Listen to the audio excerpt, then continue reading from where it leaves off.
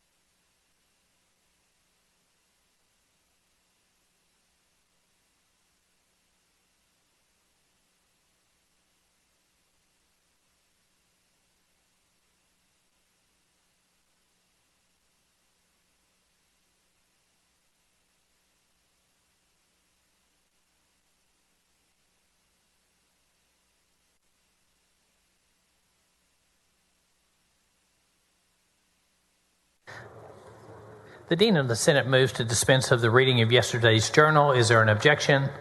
The chair hears none. The motion is adopted.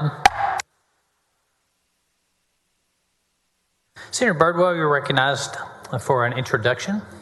Thank you, Mr. President. Members, I'd like to introduce members from the Baylor Law School that are joining us in the gallery today. We have Dean Stephen Rispoli, Professor Jessica Asbridge, and Director of Alumni Relations Jordan Hanna, a Baylor alum Joel B. Allen, along with several of the law students in the gallery. Would y'all please stand? And Dean Rispoli earned his JD from Baylor Law and from the University, his LLM from the University of Texas School at Law. We'll forgive you for that, Dean, and then Jessica earned her, serves as Assistant Professor of Law and has been a faculty member since 2020. Director Hanna has been with Baylor University now for over 10 years and serves the law school's 7,000 alumni. And let it be known that Baylor University was the second university west of the Mississippi to teach law to its students. Thank y'all for joining us here today in the Capitol. Welcome to your state Senate. Members, please join me in welcoming the Baylor Law School representatives here.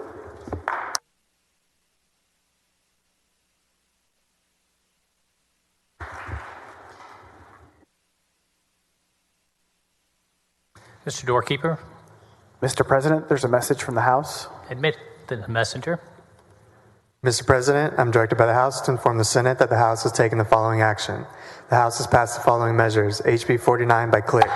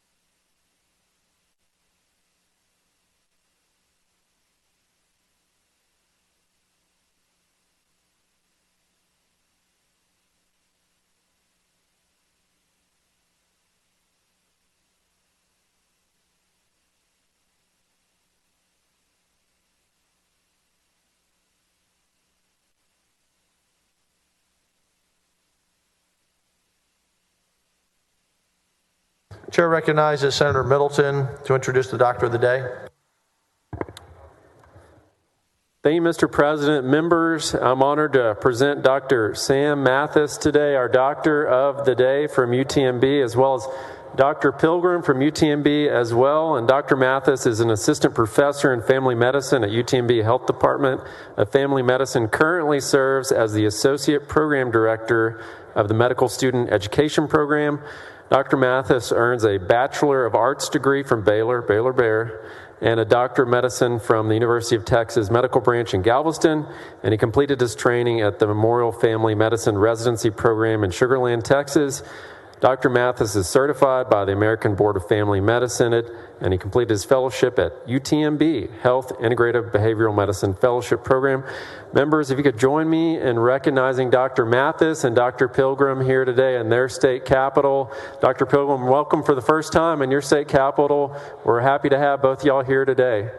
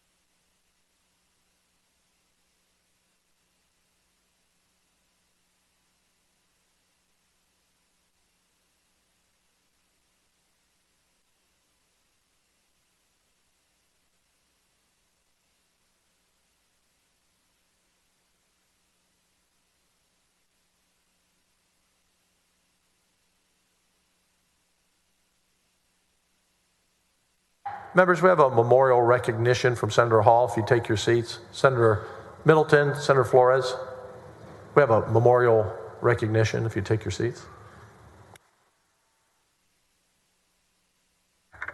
Senator Hall, you are recognized. Thank you, Mr. President. Members, on December 3rd, 2021, Mesquite police officer Richard Houston was fatally wounded in the line of duty while doing what he did best, serving his community.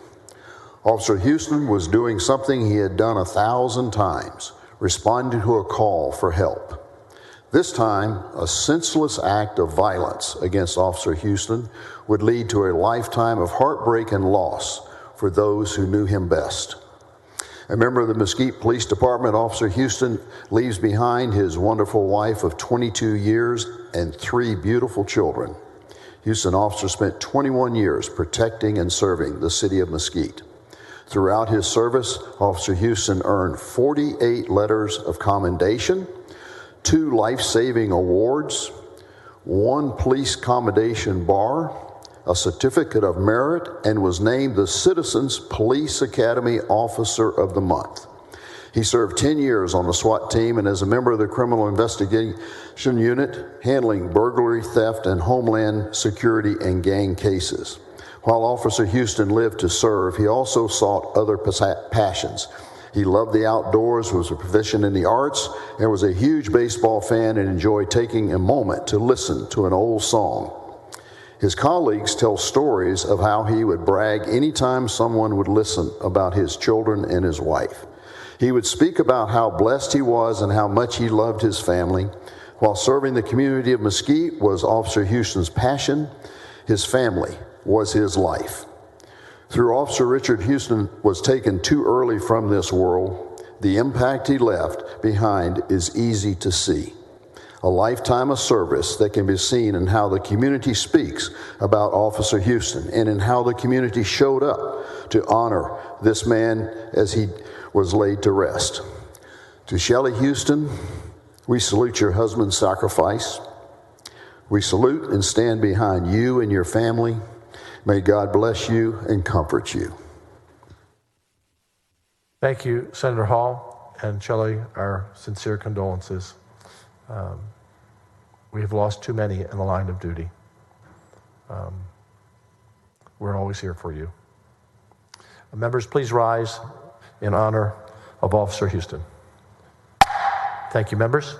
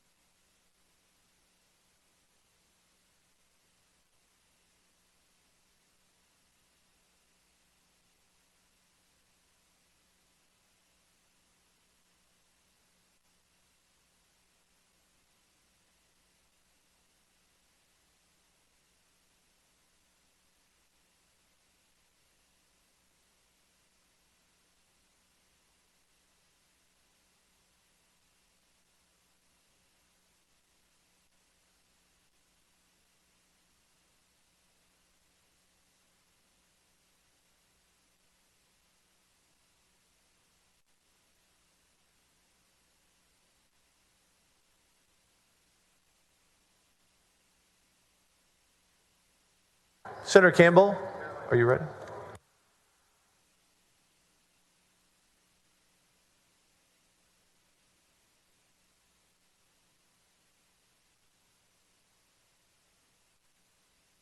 Chair lays out the following resolution. The Secretary will read the resolution.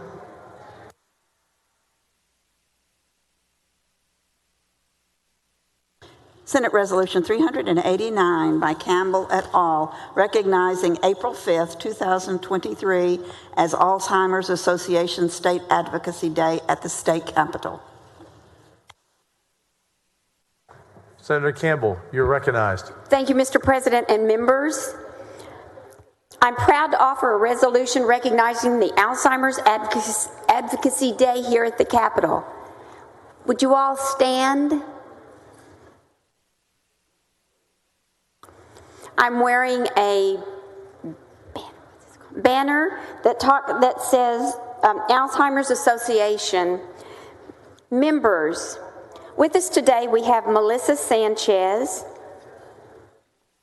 Texas Public Policy Director for the Alzheimer's Association, and many other advocates against this terrible disease. I see the toll this disease takes on vulnerable Texans. Alzheimer's is one of the most serious public health crises actually facing our aging population, right? Knowing that Alzheimer's disease is the 6th leading cause of death in the United States, and it affects nearly 400,000 Texans, it's clear that this disease is a growing public health crisis, and we need to treat it as a crisis. A lot of research is being done, which we are very thankful for. That's why I'm proud to author a bill in 2019 that is ensured Texas has a state plan to address this devastating disease. My bill directed the Texas Department of State Health Services to create a plan that includes best practices for early detection, diagnosis, risk reduction, training for healthcare professionals, and resources for caregivers. I'm so grateful for the work that you all do to raise awareness of Alzheimer's in this great state, and for helping those who live with Alzheimer's, and for the families that care for them. I stand with you in your efforts to carry out your vision of a world without dementia, without Alzheimer's. Members, please help me welcome these dedicated advocates, and welcome to your Texas State Capitol. Members, the motion is on the resolution. Senator Colcourse, you wish to speak first? You're Thank you, Mr. President. I want to thank Senator Dr. Campbell for this important resolution and the awareness to bring Alzheimer's. There's a real hope one day that we can find therapy and a cure for this debilitating, horrible disease that affects so many in our nation and in the world. And so thank y'all so much for your tireless advocacy of this. And we have worked together a lot. We look forward to working with y'all even more. I got my purple on today, and I stand with you, and I stand with all those that are affected by Alzheimer's and all the families that it has such a tremendous impact on. God bless you, and God bless the work that we're trying to solve and cure this disease. Yes. Once again, thank you for being with us today and coming down. Thank you, Senator Campbell. Thank you, Mr. The motion President. is on the adoption of the resolution. Any objection? Hearing none. Resolution is adopted. Thank you. Thank you, Mr. President.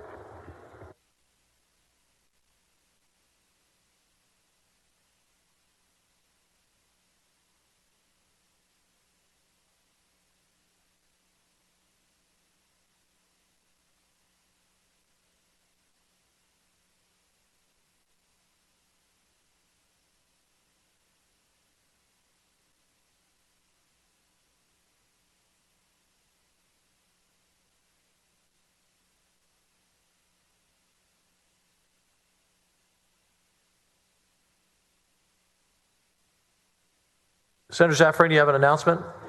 Thank you, Mr. President. We came in a little late because we were working on electricity bills. But I also wanted to say that I so value the work of everyone who works for Alzheimer's and their advocacy, their leadership. And I have a very special leader with some additional people from Laredo, Joe Arciniega, and a group. If I had my glasses on, I might be able to see who is up there.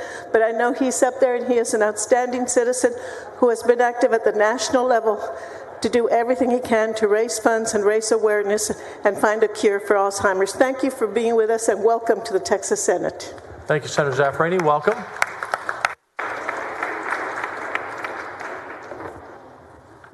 Did you have an announcement also? You did not, okay. Was that a yes or a no? That is a yes, okay. If I can find it. Mr. President and members, Chief Justice Heck invites you and your staff to attend the State of the Judiciary address today at noon in the Texas Supreme Court courtroom. You can watch the address online, and you can visit the website that we will share with you, and we hope that some of you at least can be there. Thank you, Mr. President and members. Thank you.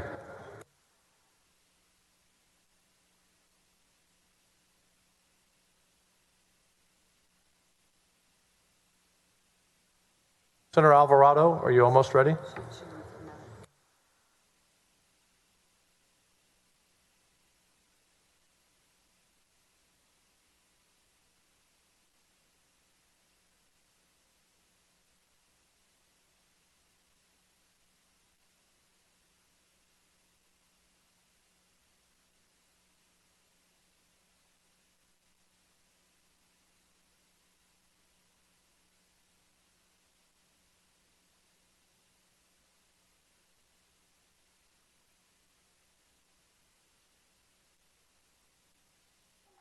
Members, can you take your seats for a moment, please?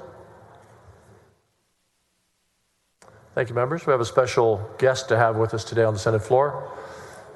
Senator Alvarado, you're recognized on the following resolution. The Secretary will read the resolution. Senate Resolution 390 by Alvarado et al. Whereas Jennifer Garner has worked tirelessly for 15 years to advance the important mission of Save the Children, and whereas one of the nation's best-known actors, Ms. Garner, first joined the organization as an artist ambassador. In 2014, she became a member of the board, and she serves on its program impact and marketing committees. And whereas Save the Children was founded in 1919 to protect the right of children to grow up healthy, educated, and safe. Today, the nonprofit is a global leader in protecting children with a presence in more than 100 countries, among them Yemen, Syria, Venezuela, and Myanmar. It responds to both everyday needs and crisis situations such as war and natural disasters. When major emergencies occur, it puts skilled health professionals in place to treat youngsters within 72 hours, anywhere in the world. It also focuses on education to restore stability to children's lives. And whereas in 2021, Save the Children reached more than 183 million children, including 837,000 in the United States. The following year, in the wake of devastating floods, Ms. Garner traveled to Kentucky to fundraise, draw attention to suffering, and assist teachers in making classrooms ready again. She has promoted the organization's literacy efforts and heightened awareness of the challenges faced by youngsters, from Afghan refugees to children displaced by wildfires. A one-time resident of West Virginia, she persuaded then-Governor Joe Manchin to bring Save the Children's early childhood education programs to the state, and she has advocated tirelessly on Capitol Hill and across the country, meeting with legislators on both sides of the aisle.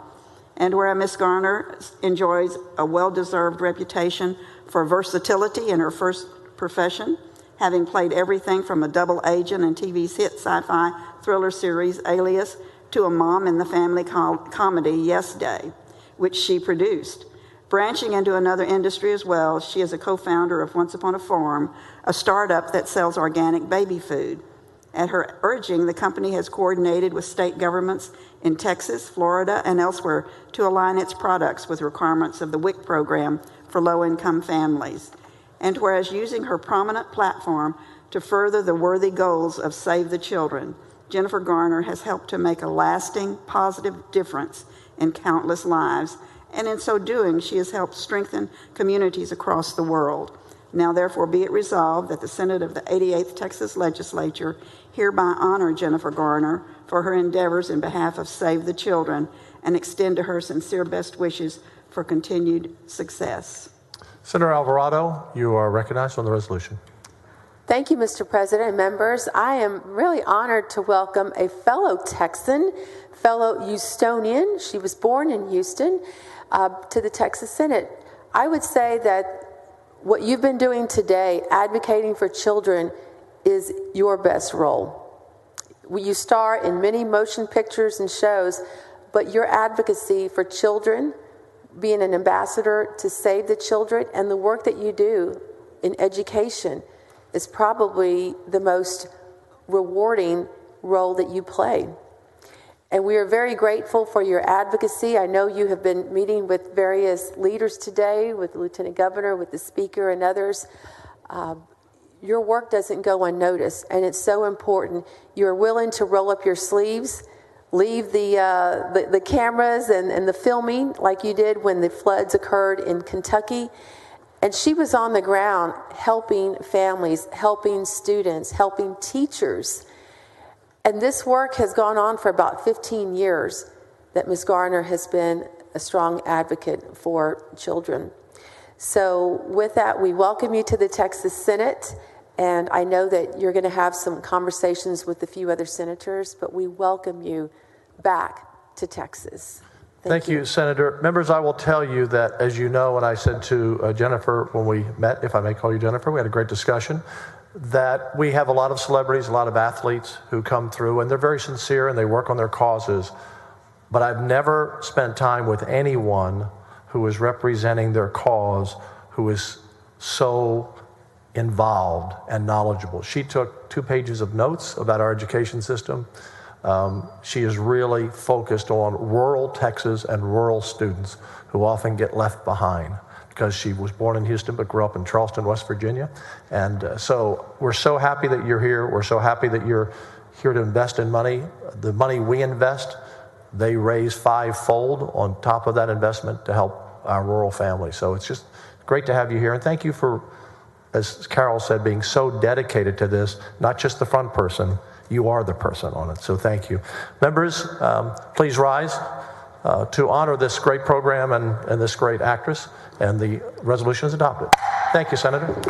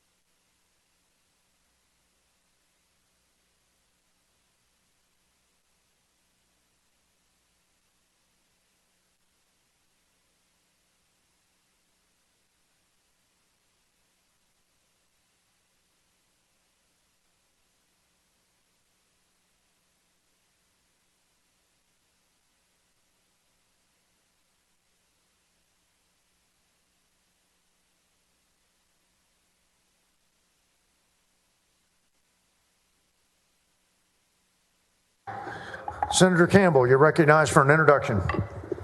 Thank you, Mr. President and members. I just want to introduce you to two friends that I have with me today. Alicia Bodney, raise your hand, and Tina Lucas. They work with me, and welcome to your state capitol. Members, help me welcome them, please.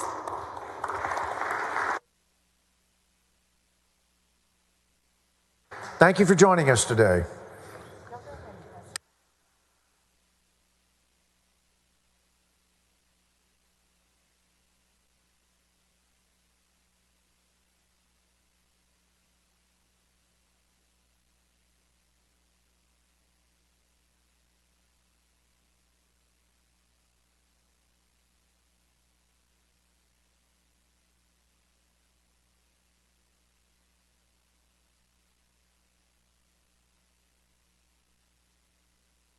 Members, the following motion in writing. The Secretary will read the motion.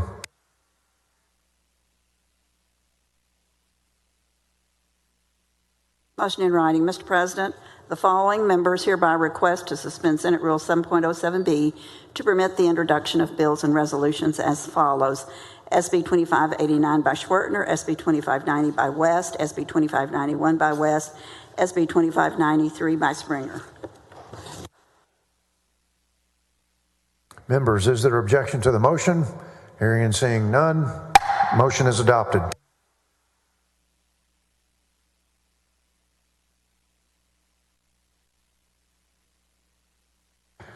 Members, the following bills and resolutions on first reading in reference to committee. Secretary will read the bills and resolutions.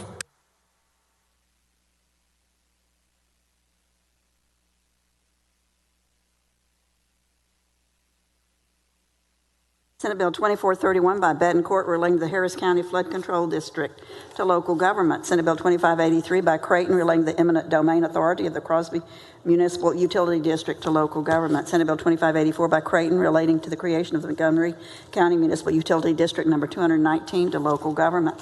Senate Bill 2585 by Creighton relating to the creation of the Montgomery County Municipal Utility District number 235 to local government. Senate Bill 2586 by Paxton et al. Relating to the San Jacinto River Authority to Water, Agricultural, and Rural Affairs. Senate Bill 2587 by Huffman relating to the creation of the Fort Bend County Municipal Utility District number 252 to local government. Senate Bill 2588 by Huffman relating to the creation of the Fort Bend County Municipal Utility District number 264 to local government. Senate Bill 2589 by Schwertner relating to the prosecution and punishment of juveniles who commit certain felony offenses while committed to the custody of the Texas Juvenile Justice Department to criminal justice. Senate Bill 2590 by West relating to the participation in a deferred retirement option plan by members of the retirement system for police and firefighters to finance. Senate Bill 2591 by West relating to the appointment of the Department of Family and Protective Services and a child's parent or legal guardian as joint managing conservators for the child to Health and Human Services.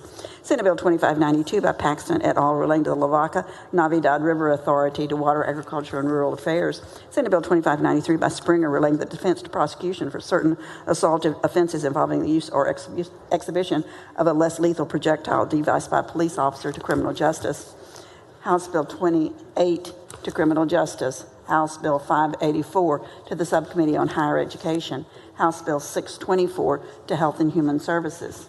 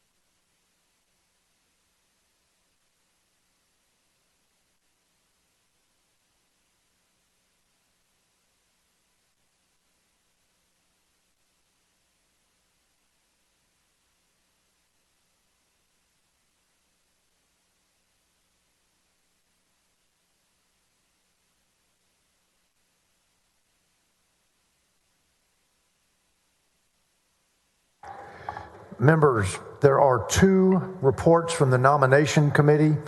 We will do the first report, that is the multiple nominee report of 4 pages, followed by the report that has a single nominee from the Texas Commission on Environmental Quality. So, Senator Campbell, the following report from the nominations committee. Secretary will read the report. Senate Committee on Nominations Action Report for the meeting held on April the 3rd, 2023. Following appointments: 476 Judicial District Court, Esmael D. Fonseca. Board for Lease of Texas Department of Criminal Justice Lands, Erin Elizabeth Lunsford. Board for Lease of Texas Parks and Wildlife Lands, Clifton Earl Bickerstaff, etc. Chair recognizes Senator Campbell on the report. Thank you, Mr. President and members. The Senate Committee on Nominations Action Reports that are dated April the 3rd were placed on your desk yesterday to meet the 24-hour layout rule. These nominees are now eligible to be confirmed by the Senate. Mr. President, I move to confirm the nominees that are listed on the April 3rd committee action reports that are before us. Members, Senator Campbell moves that the nominees reported favorably from the nominations committee be confirmed. Secretary will call the roll. Alvarado, Betancourt, Birdwell, Blanco. There being 31 ayes and no nays, the nominees are confirmed. Thank you, Senator Campbell. Members, the following report from the nominations committee. Secretary will read the report.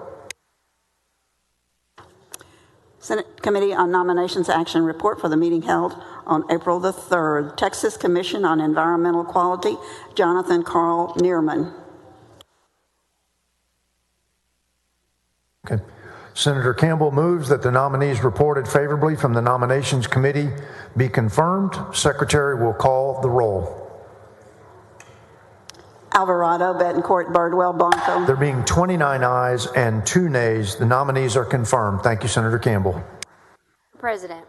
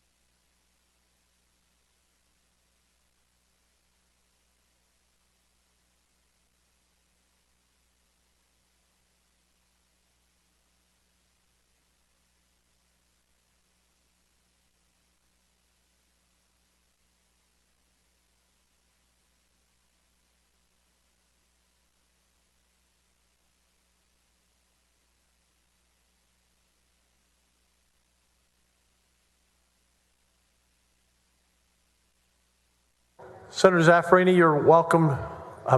Welcome to, but you're recognized for an introduction. Thank you, Mr. President. Mr. President and members, it is my honor to author Senate Resolution 398, recognizing Karnes County Day at our state capitol. Members, we celebrate and honor this beautiful county with its diverse history, economy, and culture that make it a unique part of the Lone Star State. Located in the heart of the Eagle Ford Shale, Karnes County is an important contributor to the state's energy production. Its vast resources and prime location have made it a hub for oil and gas exploration and production. Karnes County also is home to numerous historic landmarks, including the Karnes County Courthouse, which was built in 1894 and is listed on the National Register of Historic Places, and several museums and cultural centers that showcase the area's rich history and heritage. Annual festivals help make it a family-friendly destination. The Karnes City Livestock Exchange, held every January, features competitions and auctions for local clubs and for commercial producers.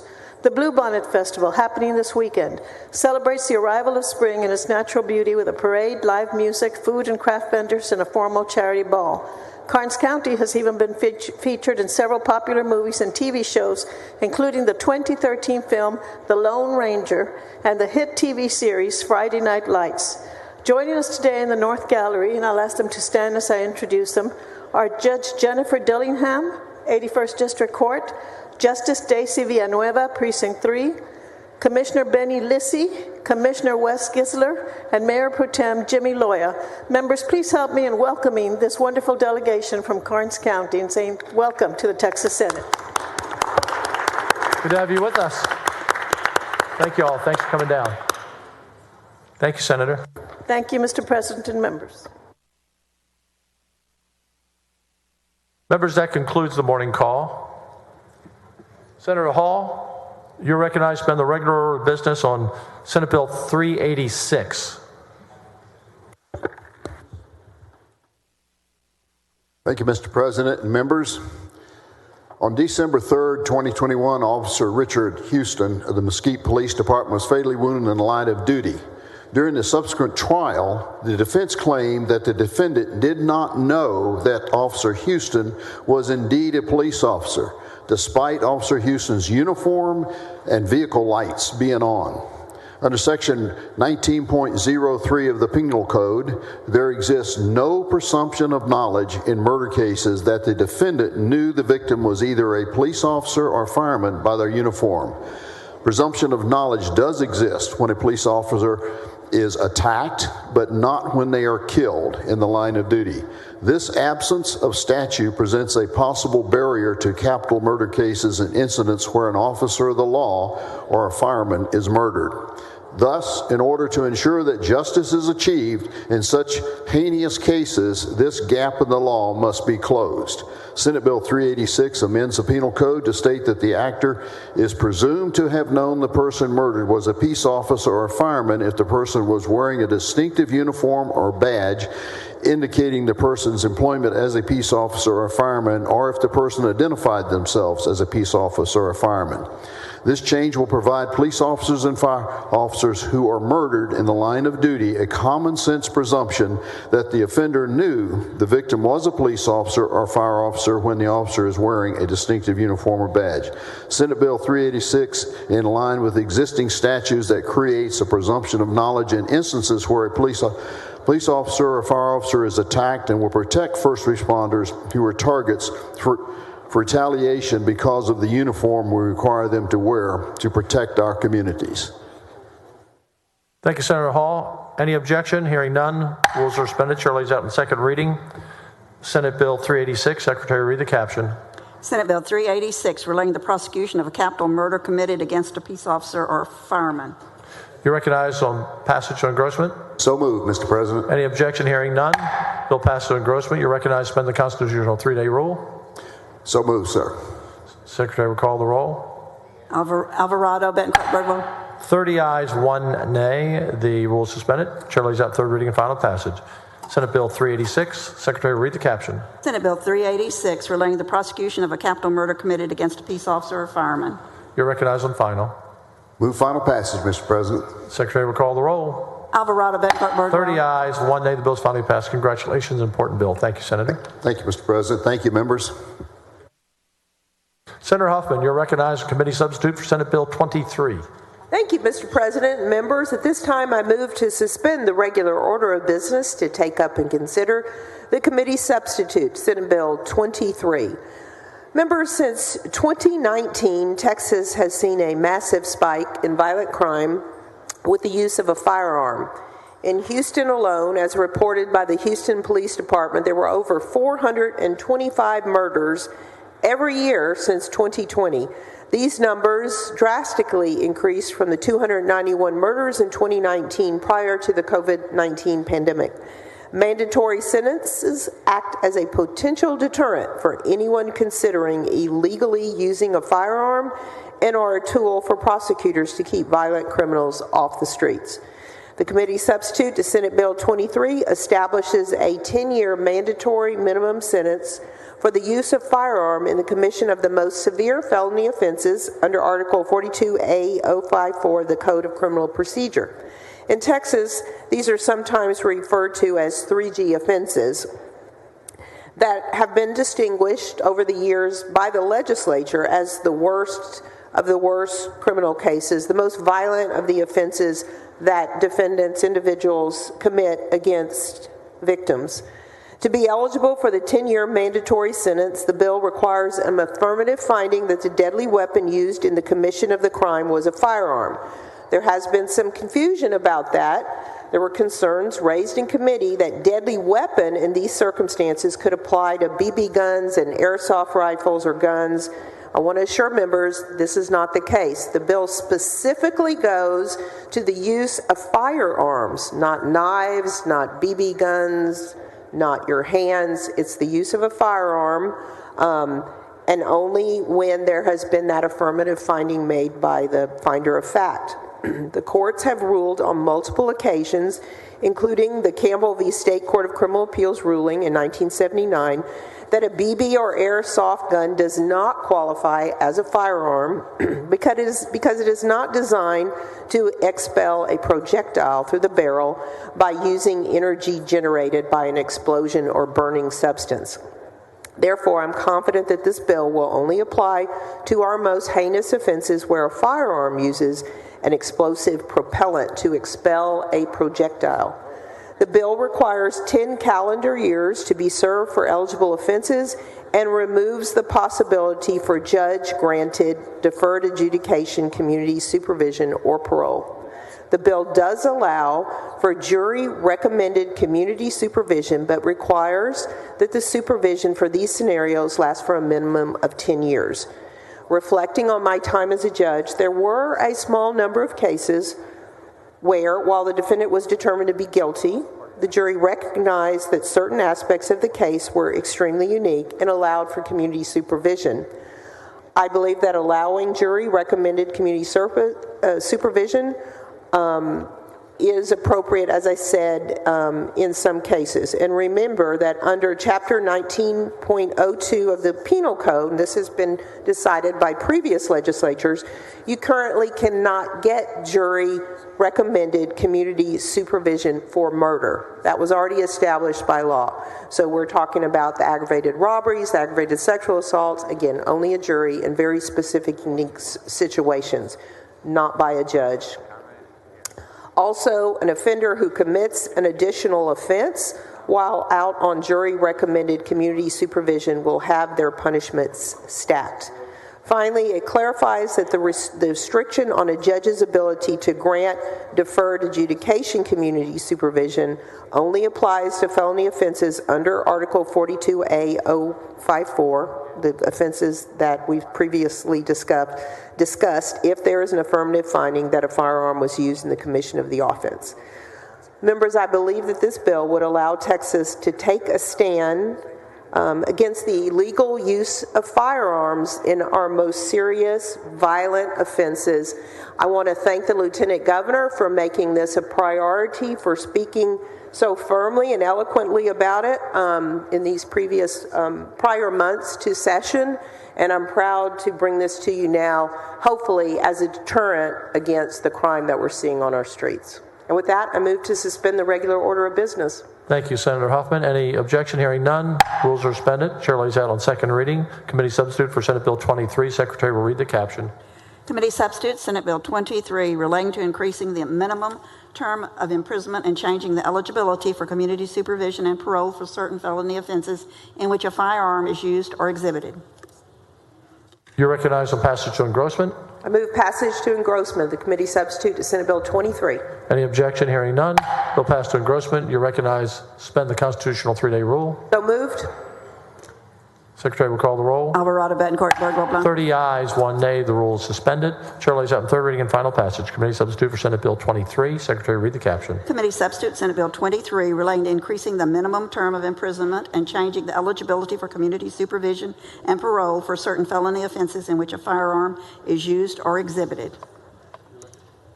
You're recognized on final passage. Move final passage of the committee substitute to Senate Bill 23. Secretary will call the roll. Alvarado, Betancourt, Birdwell. 30 ayes, 1 nay. The bill is finally passed. Thank you, Senator, for carrying this bill. Thank you, ma'am.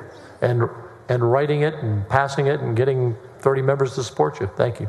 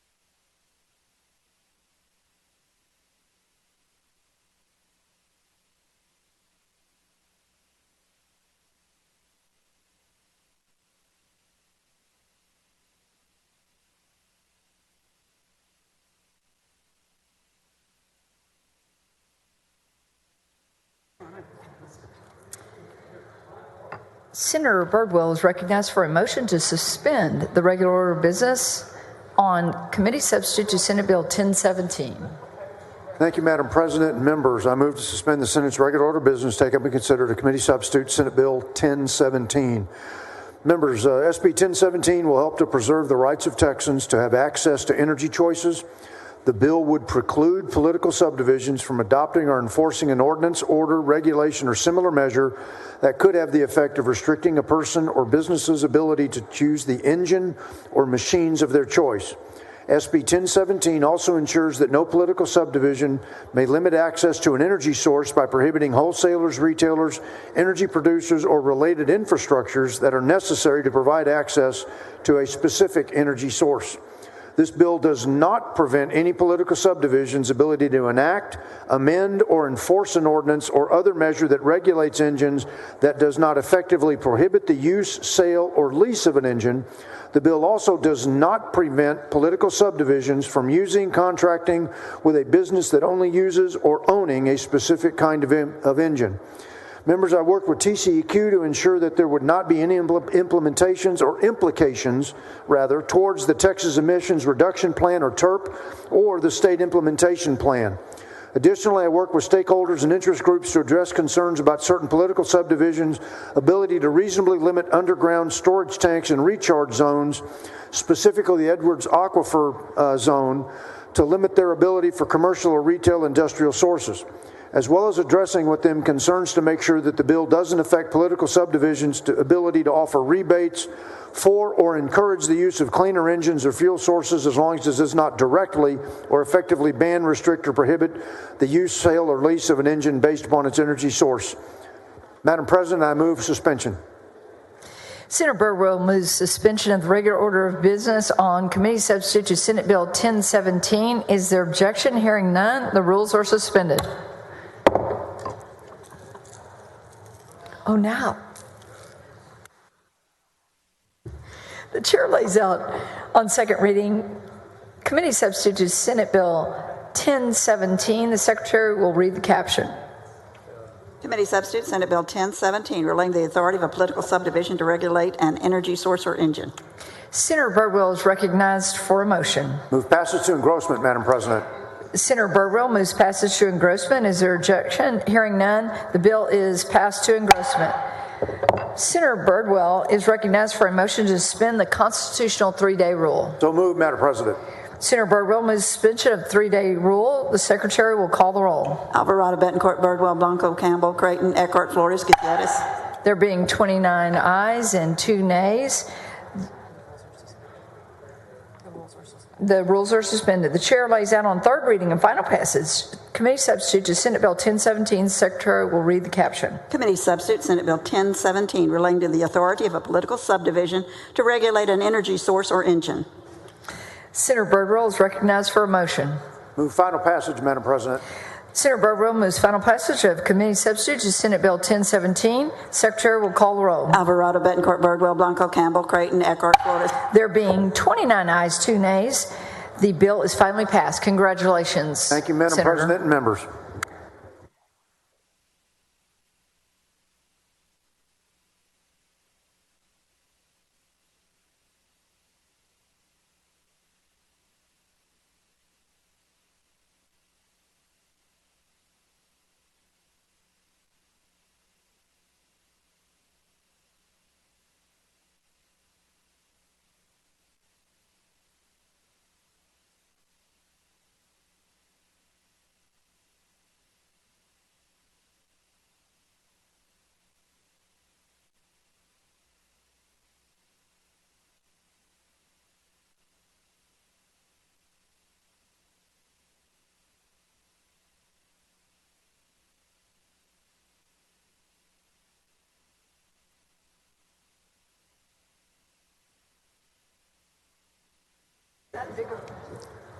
Members, I just want you to know we've had another first this session of unprecedented things.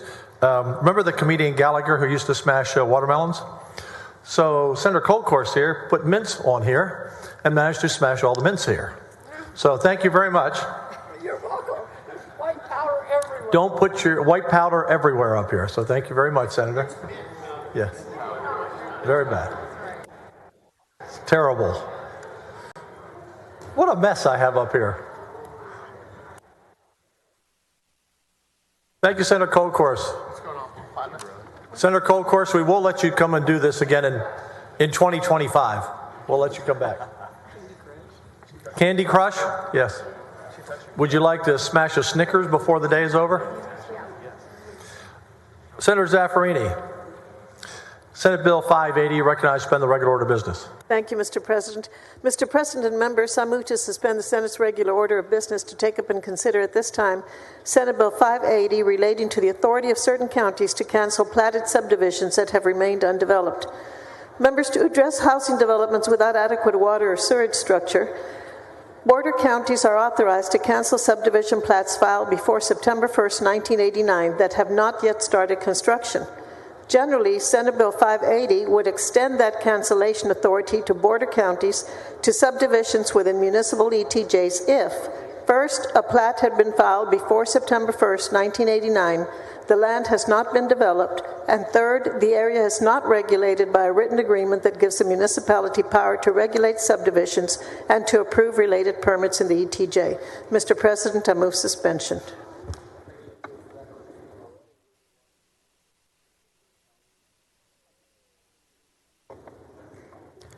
Senator Zaffarini moves suspension of the regular order of business on SB 580. Is there any objection? Hearing none, the rules are suspended. Chair lays out on second reading SB 580. The Secretary will read the caption. SB 580 relating the authority of certain counties to cancel platted subdivisions that have remained undeveloped. Senator Zaffarini is recognized for a motion. Thank you, Mr. President. I move passage to engrossment.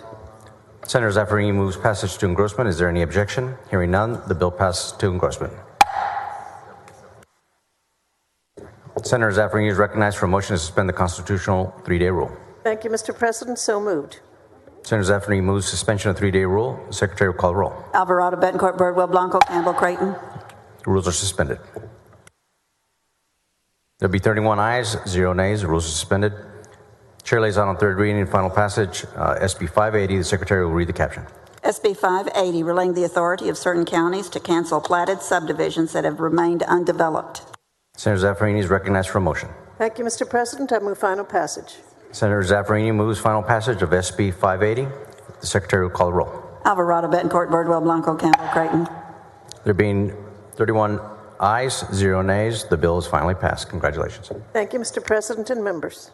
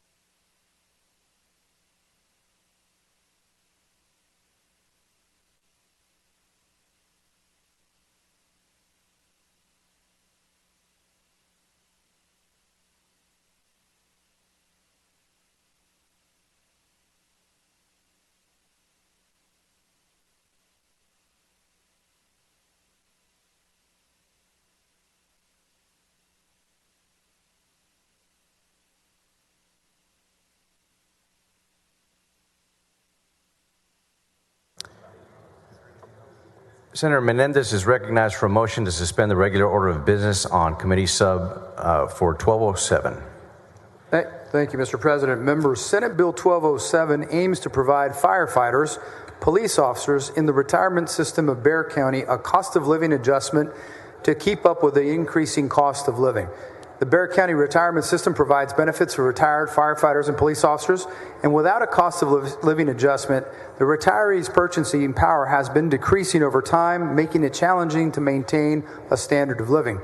Members, it's important to note this is an agreed-to language after a very deliberative process amongst all of the stakeholders, including the City of San Antonio, the San Antonio Police Union, the San Antonio Firefighters Association, the San Antonio Police and Retirees and Firefighter Retirees Association, and the San Antonio Fire and Police Pension Fund itself. Mr. President and members, I move passage of Senate Bill 1207. Senator Menendez moves suspension of the regular order of business on committee sub for 1207. Is there any objection? Hearing none, the rules are suspended. Chair lays out on second reading committee substitute for Senate Bill 1207. The Secretary will read the caption. Committee substitute, Senate Bill 1207, relating to the retirement system in certain municipalities for firefighters and police officers. Senator Menendez is recognized for a motion. Thank you, Mr. President. I move passage to engrossment of committee substitute to Senate Bill 1207. Senator Menendez moves passage to engrossment. Is there any objection? Hearing none, the bill is passed to engrossment. Senator Menendez is recognized for a motion to suspend the constitutional 3-day rule. Thank you, Mr. President. So moved. Senator Menendez moves suspension of the 3-day rule. The Secretary will call the roll. Alvarado, Betancourt, Birdwell, Blanco, Campbell, Creighton, Eckhart, Flores. There being 31 ayes, 0 nays, the rules are suspended. Chair lays out in third reading and final passage committee substitute for Senate Bill 1207. The Secretary will read the caption. Committee substitute, Senate Bill 1207, relating to the retirement system in certain municipalities for firefighters and police officers. Senator Menendez is recognized for a motion. Thank you, Mr. President. On behalf of all the retirees and the fire and police in San Antonio and their families, I move final passage of the committee substitute to Senate Bill 1207. Senator Menendez moves final passage on committee sub for Senate Bill 1207. The Secretary will call the roll.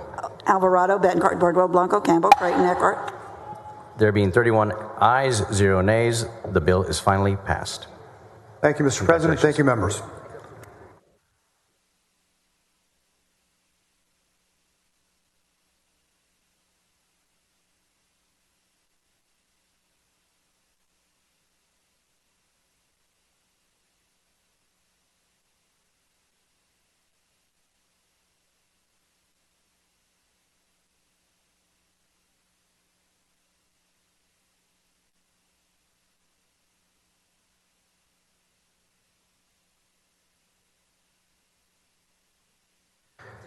Senator Creighton is recognized for a motion to suspend the regular order of business on Senate Bill 1563. Thank you, Mr. President. Members, the Sam Houston College of Osteopathic Medicine was established in 2019 to improve access to medical education for economically disadvantaged students across the state and ultimately expand healthcare options for the community it serves. However, with no access to formula funding for health-related institutions, the Sam Houston State University College of Osteopathic Medicine is forced to charge a tuition rate that is nearly 2.5 times higher than the Texas Public Medical School average. Senate Bill 1563 would aim to bring parity to inflated medical tuition rates by removing the section in current statute that prohibits the Sam Houston Medical School from receiving formula funding, and by authorizing the funding already appropriated in Senate Bill 1, the medical school instantly becomes more accessible to students across the state in this parity with other medical students and what they are charged in tuition statewide. Mr. President, I move suspension of the regular order of business to take up and consider Senate Bill 1563.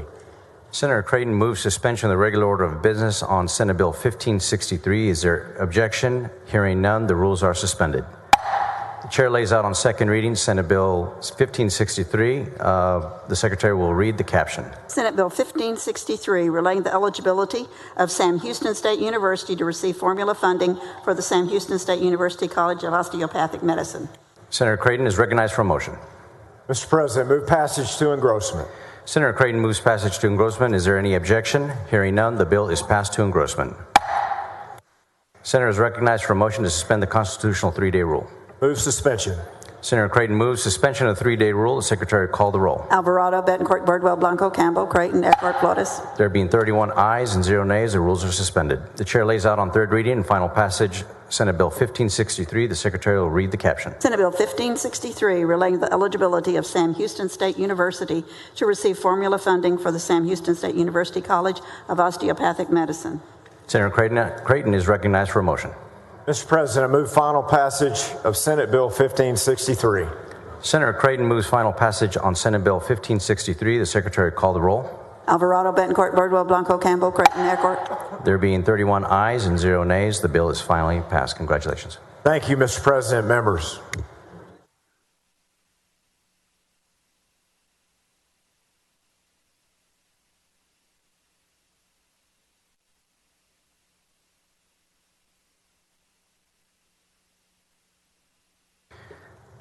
Senator Hinojosa is recognized for a motion to suspend the regular order of business on committee substitute for Senate Bill 1831.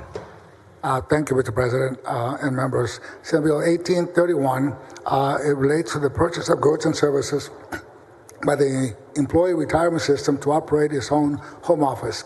The Employees Retirement System has owned and operated its headquarters in the Capitol Complex since 1985. Recently, a portion of the headquarters was expanded to include space for third-party tenants as revenue source for the Retirement Trust Fund.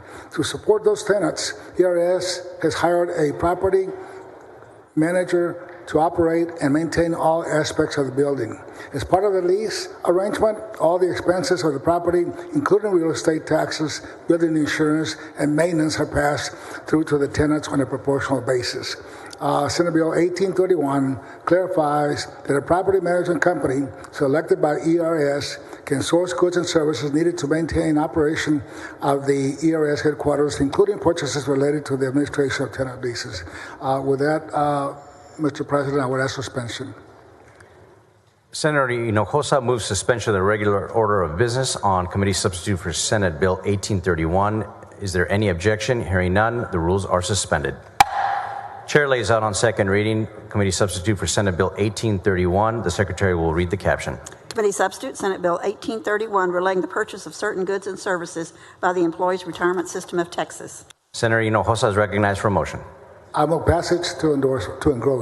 Senator Hinojosa moves passage to engrossment. Is there any objection? Hearing none, the bill is passed to engrossment. Senator Hinojosa is recognized for a motion to suspend the constitutional 3-day rule. I so move. Senator Hinojosa moves to suspend the 3-day rule. The Secretary will call the roll. Alvarado, Betancourt, Birdwell, Blanco, Campbell, Creighton. There being 31 ayes and 0 nays, the rules are suspended. The Chair lays out on third reading and final passage committee substitutes for Senate Bill 1831. The Secretary will read the caption. Committee substitute, Senate Bill 1831, relating to the purchase of certain goods and services by the Employees Retirement System of Texas. Senator Hinojosa is recognized for a motion. I move final passage of committee substitute Senate Bill 1831. Senator Hinojosa moves final passage of committee substitute for Senate Bill 1831. The Secretary will call the roll. Alvarado, Betancourt, Birdwell, Blanco, Campbell, Creighton, Eckert. There being 31 ayes and 0 nays, the bill is finally passed. Congratulations, Senator. Thank you, Mr. President and members.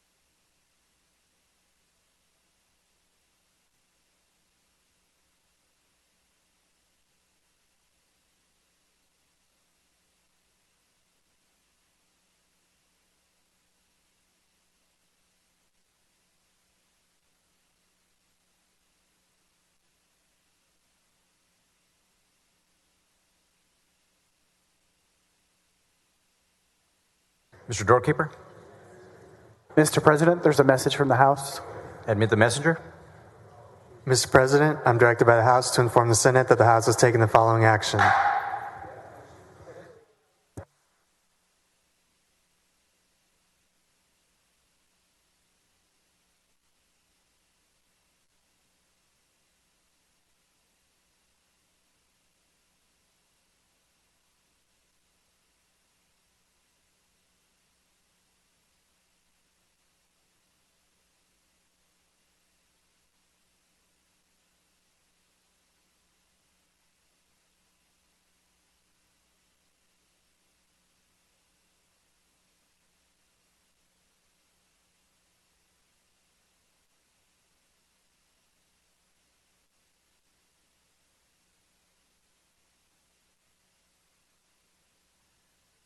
Senator King is recognized for a motion to suspend the regular order of business on committee substitute for Senate Bill 1287.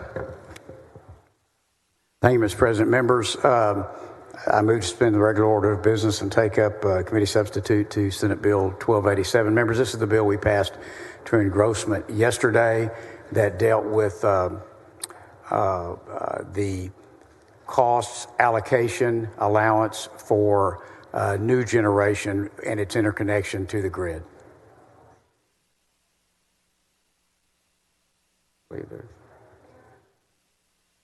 Senator King moves suspension of the regular order of business on committee substitute for Senate Bill 1287. Is there any objection? I'm sorry, the Secretary will call the roll. Alvarado, Betancourt, Birdwell, Blanco, Campbell, Creighton, Eckhart, Flores, Gutierrez, Hall, Hancock, and Osa.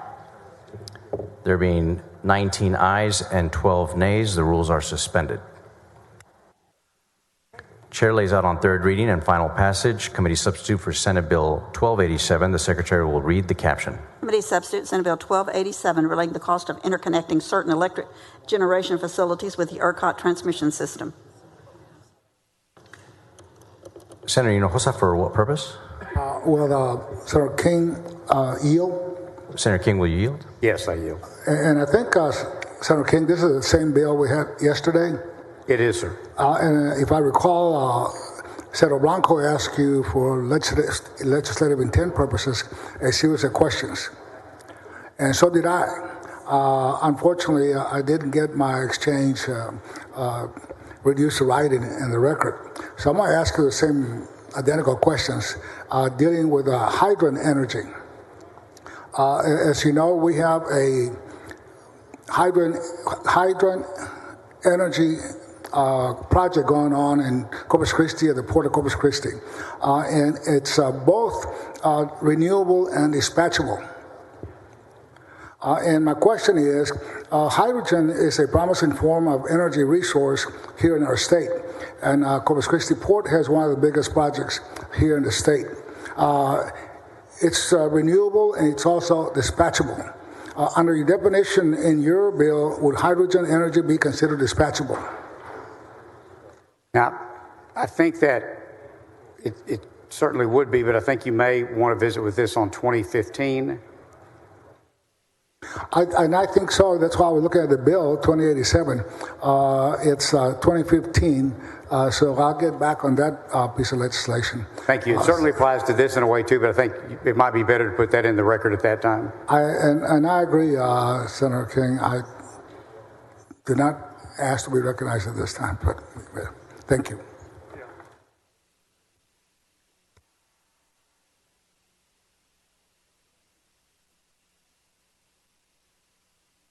Senator Hinojosa, would you like to move to reduce the comments?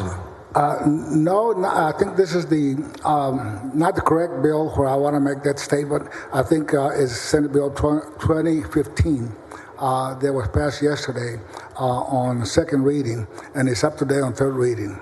Correct? Yeah, yes, that's correct. It's hard to keep up with all these right now. There's so many. Every other bill's an electricity bill. So at that time, Mr. President, I would like to be recognized to have an exchange with Senator King on the intent of Senate Bill 2015. Thank you. Thank you, Senator Hinojosa. Senator King is recognized for a motion. I would move final passage. Senator King moves final passage of committee substitute to Senate Bill 1287. The Secretary will call the roll.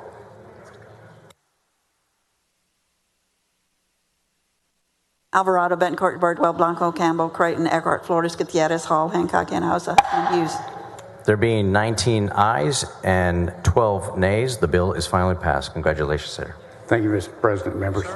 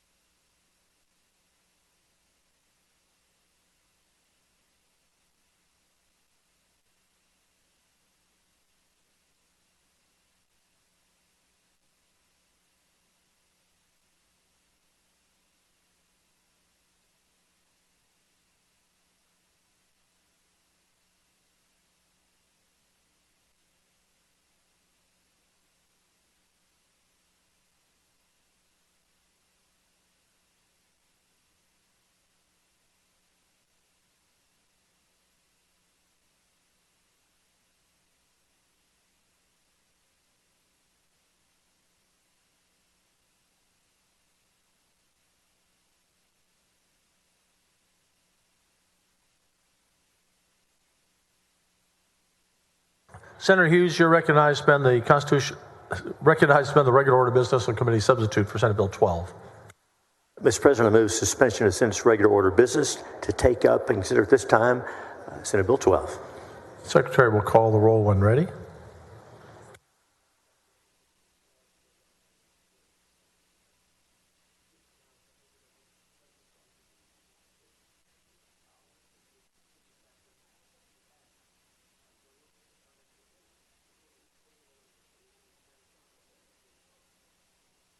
Alvarado, Betancourt, Birdwell, Blanco, Campbell, Creighton. 20 ayes, 11 nays. The rules are suspended. Chair lays out on third reading and final passage. Committee substitute for Senate Bill 12. Secretary, read the caption.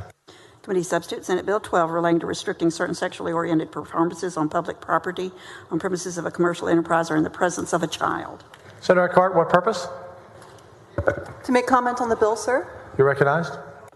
We already have laws on the books which ban harmful displays to minors. Those existing laws are better crafted than this proposed legislation, which is so broadly drawn that beloved community events like high school dances, parades, even Shakespeare in the Park could fall under criminal investigation, and I am therefore voting no on this bill.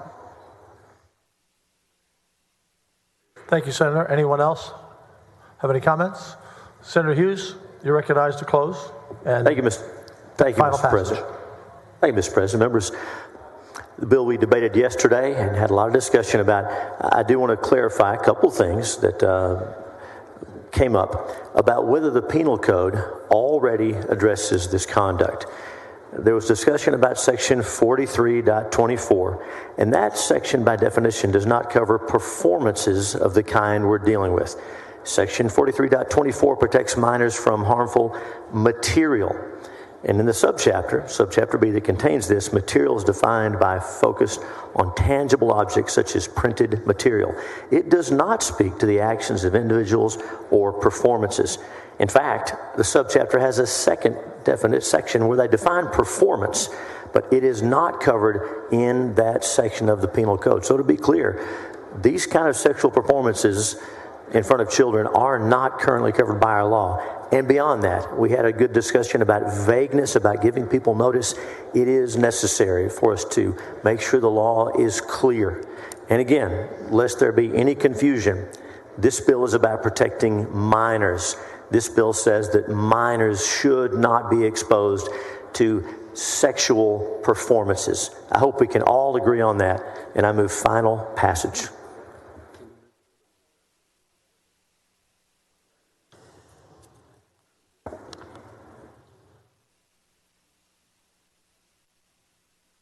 One moment, members. Senator Middleton, for what purpose? Thank you, Mr. President. Members, I move to reduce the bill author's close on this bill to writing and be placed in the journal. Any objection? Hearing none. Thank you. Motion is adopted. You're recognized on final. Thank you, Mr. President. I move final passage. Secretary will call the roll. Alvarado, Betancourt, Birdwell, Blanco. 20 ayes and 11 nays. The bill is finally passed. Thank you.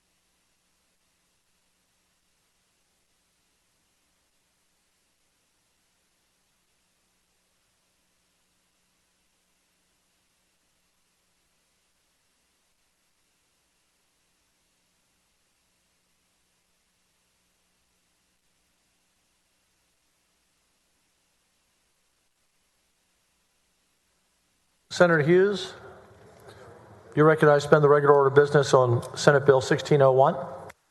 Thank you, Mr. President. I move suspension of the Senate's regular order of business to take up and consider at this time Senate Bill 1601.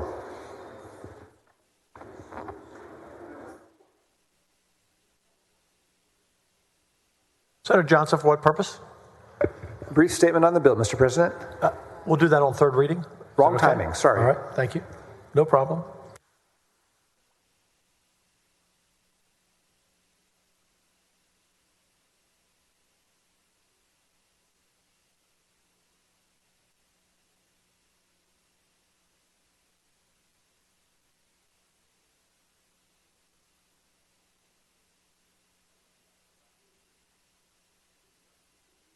Secretary will call the roll.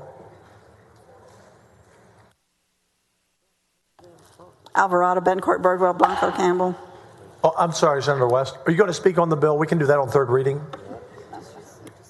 Can we do it? 20, I'll come right back to you. 20 ayes, 10 nays, one present not voting. The rules are suspended.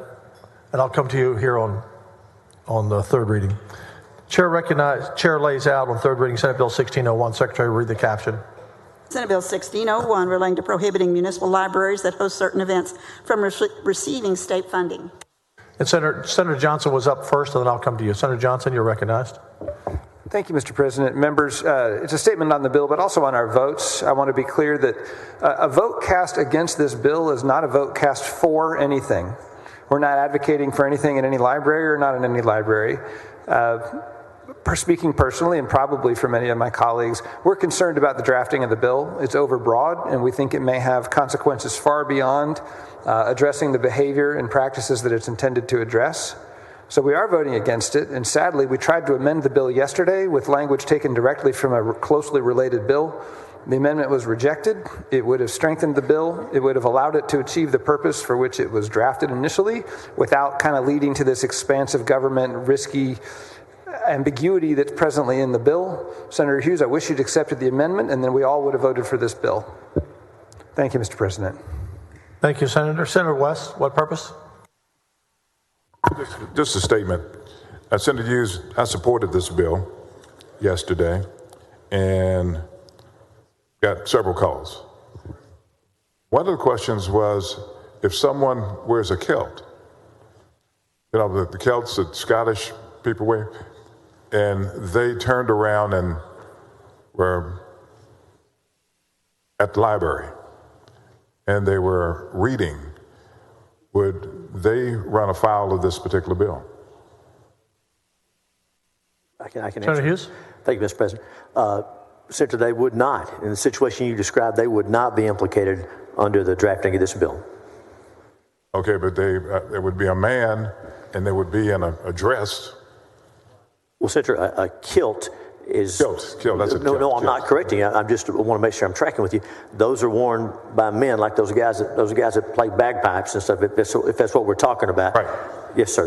Those are not men who are dressing or trying to dress like women. That's what those men wear. That's part of that. That's part of that custom. If I'm following you correctly. And so that would be what you'd say if that would be what you would say if that situation occurred. That's correct. The author of the bill. Okay. Yes, sir. Thank you. Good question. Thank you. Senator Hinojosa, what purpose? Just to ask that the statement made by Senator Johnson on the Senate Bill 1601 be reduced to writing. Any objection? Hearing none. Motion is adopted. Senator Hughes, you're recognized on final. Thank you, Mr. President. Members, in a moment I'm going to move final passage. If you'll just indulge me, it's always good for us to try to work together and try to accept amendments. I think we agree that we will not sacrifice the effectiveness of a bill just to achieve unanimity. We'll agree when we can, but when we can't, we take a vote, and that's what we do. And so, again, Drag Queen Story Hour, according to the website of this organization, these events at libraries that have been hosted and are hosted at Texas Public Libraries for children ages 3 to 11. And I'm going to quote what they say. They are to capture the imagination and play of gender fluidity of childhood. And I could go on. That's what we're talking about. Let's don't be confused about what this bill is about. And so to be clear, what conduct is covered? To be affected by this bill, a library must host an event at which a person presenting as the opposite sex reads to a minor, and being dressed as the opposite sex is a primary component of the entertainment. Very clear. Everybody knows what this means and what this is about. And so with that, I move final passage, Senate Bill 1601. Secretary will call the roll. Alvarado, Betancourt, Birdwell, Blanco, Campbell, Creighton. 19 ayes, 10 nays, 2 present not voting. The bill is finally passed. Thank you, Senator.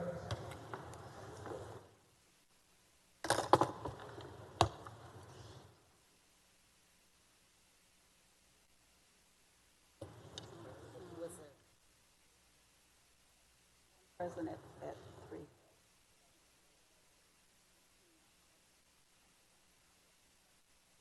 Yeah, he had it right.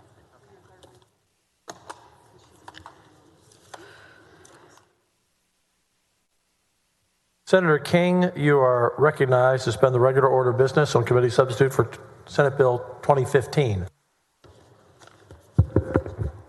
Thank you, Mr. President. I move to suspend the regular order of business and take up Senate Bill 2015. Committee substitute to 2015.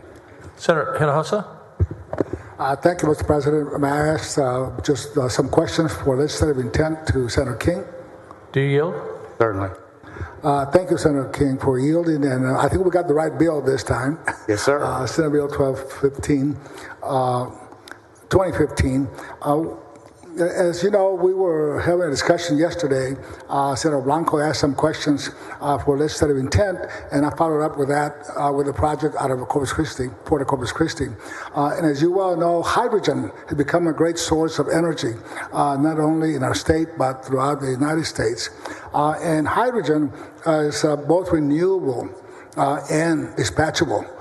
And my question is, under your definition in your bill, would hydrogen energy be considered dispatchable? This is one of those issues where this type of energy source can be both renewable and dispatchable. Certainly. Dispatchable refers to a continual heat source or energy source that's not related to the weather. under this bill and under SB3 from last session. And hydrogen, as I understand the technology, is one of those unique things that is both renewable and dispatchable. So with regard to this bill, as I understand the hydrogen technology, it would absolutely be within the definition of dispatchable.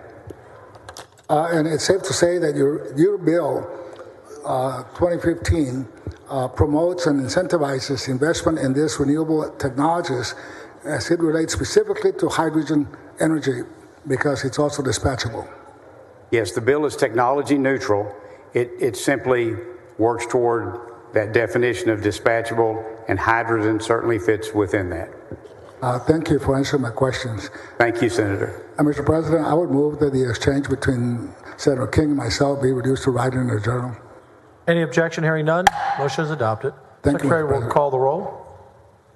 Alvarado, Betancourt, Birdwell, Blanco. 20 ayes, 11 nays. Rules are suspended. Chair lays out in third reading and final passage. Committee substitute for Senate Bill 2015. Secretary, read the caption. Committee substitute Senate Bill 2015 relating to the legislature's goals for electric generation capacity in this state. You recognize the final passage. Thank you. Move final passage. Secretary will call the roll when ready.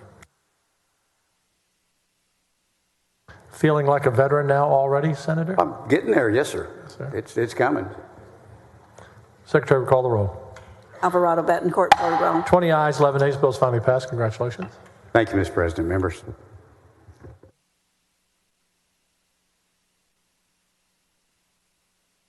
Senator Huffman, you're recognized. Suspend the regular order of business on committee substitute for Senate Bill 20. I move to suspend the regular order of business on committee substitute Senate Bill 20. Any objection? Secretary will call the roll.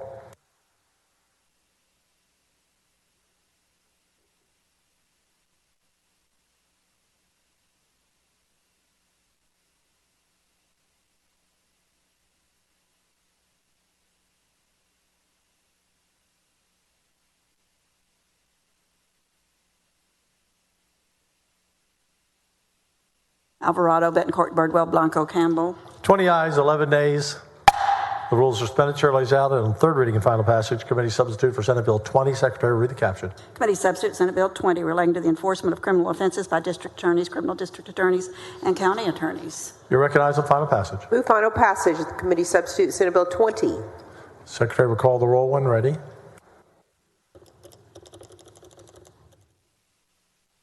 Alvarado, Betancourt, Birdwell, Blanco, Campbell. 20 ayes, 11 nays. The bill is finally passed. Thank you, Senator.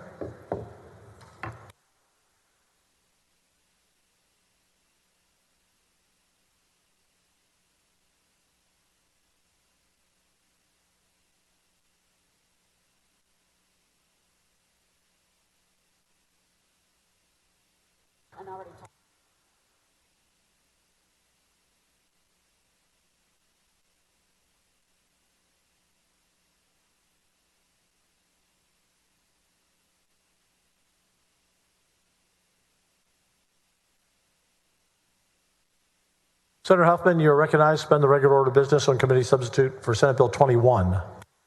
I move to suspend the regular order of business on the committee substitute Senate Bill 21. Secretary will call the roll.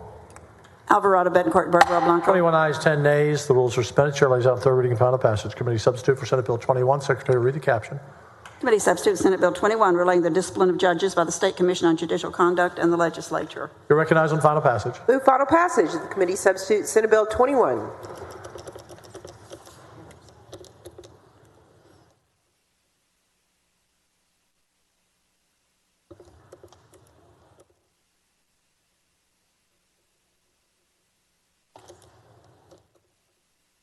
Secretary will call the roll. Alvarado, Betancourt, Birdwell, Blanco, Campbell, Creighton. 21 ayes and 10 nays. The bill is finally passed. Thank you. Thank you, members.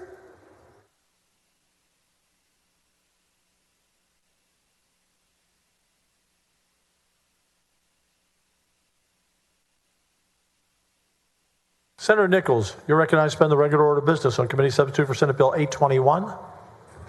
Thank you, Mr. President. Members, Senate Bill 821 is a continuation of the work we began last session on data privacy. It directs the Sunset Advisory Commission to evaluate whether or not a state agency is selling data, to whom they're selling it to, the reason they're selling it, the amount of money an agency receives, and what laws or statutes authorize the agency to sell your personal data. Sunset will then evaluate whether or not the sale is justified by a compelling state or public interest and make a recommendation that the practice either continue, stop, or be changed. Protect the data from improper use or dissemination. It's as they review the different state agencies. Mr. President, with that, I move suspension of the Senate's regular order of business. Any objection? Hearing none. Rules are suspended. Chair lays out in second reading. Committee substitute for Senate Bill 821. Secretary, read the caption. Committee substitute Senate Bill 821 relating the review by the Sunset Advisory Commission of the sale of personal data by state agencies. You're recognized on passage to engrossment. I move passage to engrossment. Secretary, any objections? Hearing none. Bill passed to engrossment. You're recognized on constitutional 3-day rule suspension. I move we suspend the 3-day rule. Secretary will call the roll. Alvarado, Betancourt, Birdwell, Blanco. 31 ayes, no nays. The rule suspended. Chair lays out in third reading and final passage. Committee substitute for Senate Bill 821. Secretary will read the caption. Committee substitute Senate Bill 821 relating the review by the Sunset Advisory Commission of the sale of personal data by state agencies. You're recognized on final passage. I move final passage of committee substitute for Senate Bill 821. Secretary will call the roll. Alvarado, Betancourt, Birdwell. 31 ayes, no nays. The bill is finally passed. Thank you, sir. Thank you, Mr. President and members. Senator Paxton, you're recognized to suspend the regular order of business on Senate Bill 1216. Thank you, Mr. President and members. I move to suspend the regular order of business to take up and consider Senate Bill 1216. This bill provides parity for statutory probate judges by adding them to the list of active and retired judges who are eligible to use the expedited process available to all other Texas judges to receive a license to carry a handgun. I move to suspend. Any objection? Hearing none. Rules suspended. Chair lays out second reading. Senate Bill 1216. Secretary, read the caption. Senate Bill 1216 relating the issuance of a license to carry a handgun to certain active and retired judicial officers. Senator Johnson, what purpose? Questions of the author? Do you yield? Of course. Senator Paxton, I just wanted to clarify what exactly we're doing. A license is no longer required to carry a gun, but I guess it is required to carry a gun into certain buildings and facilities, right? Well, this bill is not about the license itself. This is just adding to the list of judges in Texas that already can use an expedited process to receive their license. It's just adding statutory probate judges to that list that already exists. They were sort of left off inadvertently. I think I'm thinking of a different bill of yours, perhaps. Thanks for the clarification. Thank you, Senator Johnson. Any objection to engrossment? Hearing none. Bill passed to engrossment. You're recognized to suspend the constitutional 3-day rule. Thank you, Mr. President. I move passage to engrossment. Secretary will call the roll. Alvarado, Betancourt, Birdwell, Blanco, Campbell, Creighton, Eckhart, Flores, Gutierrez, Hall, Hancock, Hinojosa, Huffman, Hughes, Johnson, King, Colcos. That motion was on the constitutional 3-day rule, just to clarify. The vote was 30-1. The constitutional 3-day rule is suspended. Chair lays out in third reading and final passage. Senate Bill 1216. Secretary will read the caption. Senate Bill 1216 relating the issuance of a license to carry a handgun to certain active and retired judicial officers. You're recognized on final. I move final passage. Secretary will call the roll. Alvarado, Betancourt, Birdwell, Blanco. 30 ayes, 1 nay. The bill is finally passed. Thank you. Thank you, Mr. President.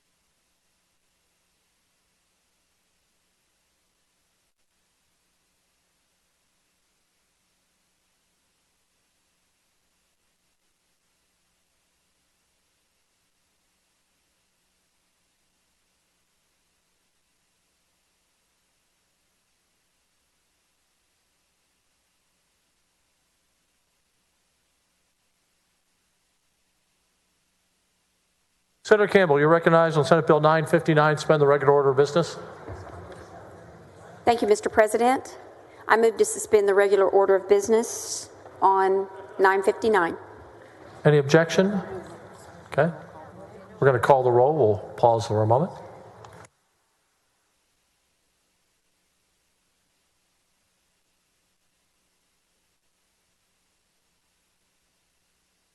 Secretary will call the roll. Alvarado, Betancourt, Birdwell, Blanco. 19 ayes, 12 nays.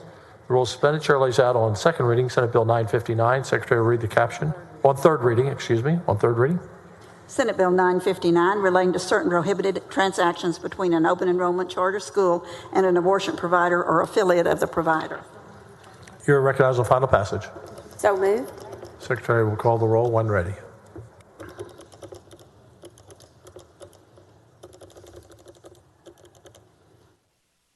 Alvarado, Betancourt, Birdwell, Blanco, Campbell. 19 ayes, 12 nays. Bill's finally passed. Thank you. Thank you, Mr. President and members.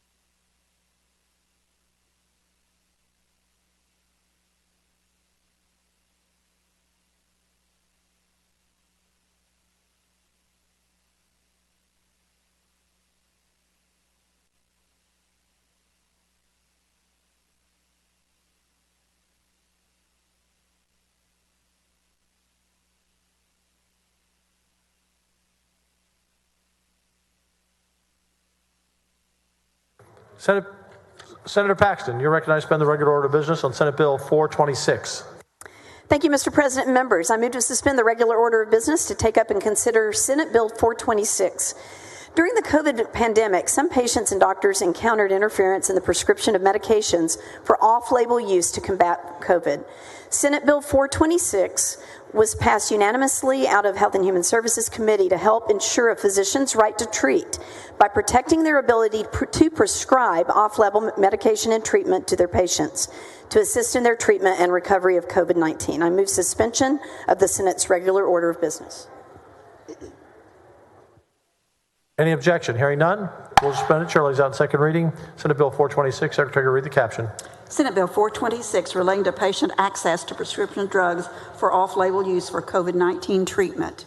Members, there is an amendment. Secretary will read the amendment. Floor amendment number 1 by Paxton. You're recognized on your amendment. Thank you, Mr. President. I do have a floor amendment. This floor amendment removes the words administering and dispensing and outlines that the physician may only prescribe the off-label medication to make it clear that a doctor's scope of practice is not expanded beyond prescribing. I move adoption of the floor amendment. Any objection? Hearing none, the amendment is adopted. You're recognized for passage to engrossment. Thank you, Mr. President. I move passage to engrossment. Any objection? Hearing none, bill passed to engrossment. You're recognized to suspend the constitutional 3-day rule. Thank you, Mr. President. I move to suspend the constitutional rule that bills be heard on 3 several days. Secretary will call the roll. Alvarado, Betancourt, Birdwell, Blanco. 30 ayes and 1 nay. The rule is suspended. Chair lays out in third reading and final passage. Senate Bill 426. Secretary will read the caption. Senate Bill 426, relating to patient access to prescription drugs for off-label use for COVID-19 treatment. You're recognized on final passage. Thank you, Mr. President. I move final passage. Secretary will call the roll. Alvarado, Betancourt, Birdwell. 30 ayes and 1 nay that the bill is finally passed. Thank you, Mr. President, and thank you, members.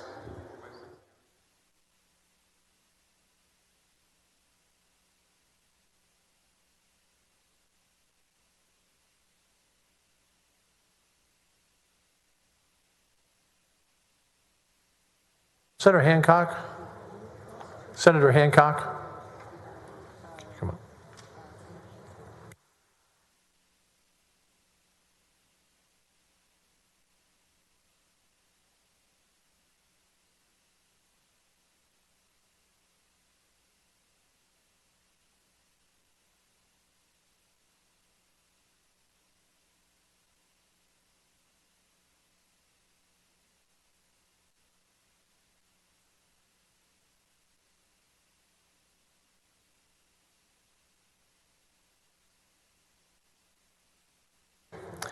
Senator Hinojosa, you're recognized for a motion to suspend the regular order of business, take up committee substitute Senate Bill 99-1.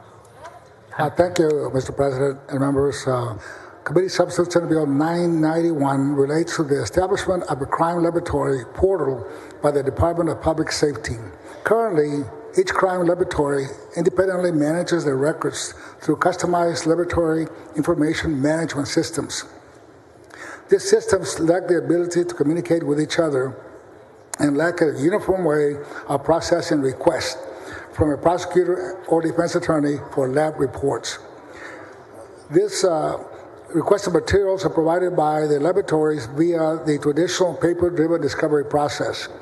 This present framework makes for an inefficient and expensive approach that poses a significant risk that laboratories may inadvertently hold onto exculpatory, impeachment, or mitigating information.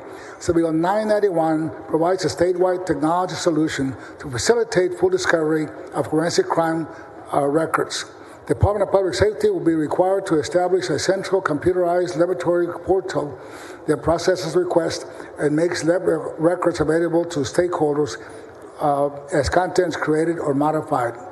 This portal will be maintained by DPS and will allow the Texas Crime Labs to meet the legal disclosure and discovery obligations of the Code of Criminal Procedures, including the Michael Morton Act. This important technology solution is supported by prosecutors, defense bar, and judges as a major step forward in ensuring the fair and efficient resolution of crime cases. And I will have an amendment, Mr. President, to deal with out-of-state crime labs. And I would move suspension of regular order of business. Senator Hinojosa moves suspension of the regular order of business on committee substitute of Senate Bill 991. There is an amendment. Is there an objection? Chair hears none. The rules are suspended. Chair lays out on second reading Committee Substitute Senate Bill 991. Secretary will read the caption. Committee Substitute Senate Bill 991 relating to the establishment of a crime laboratory portal by the Department of Public Safety and to disciplinary proceedings applicable to a crime laboratory or license holder investigated by the Texas Forensic Science Commission. Members, there is an amendment. Secretary will read the amendment. Floor amendment number 1 by Hinojosa. Senator Hinojosa, you're recognized on the amendment. Thank you, Mr. President. Members, this amendment clarifies that the Department of Public Safety will have the ability to exempt certain crime labs from participation in the portal if it is determined that the crime laboratory is located outside of the state of Texas and the crime lab performs an inefficient number of forensic analysis to warrant participation. And this amendment was brought by all the stakeholders involved in this crime lab portals. I would move adoption of the amendment. Senator Hinojosa moves adoption on the amendment. Are there any questions? Any objections? Chair hears none.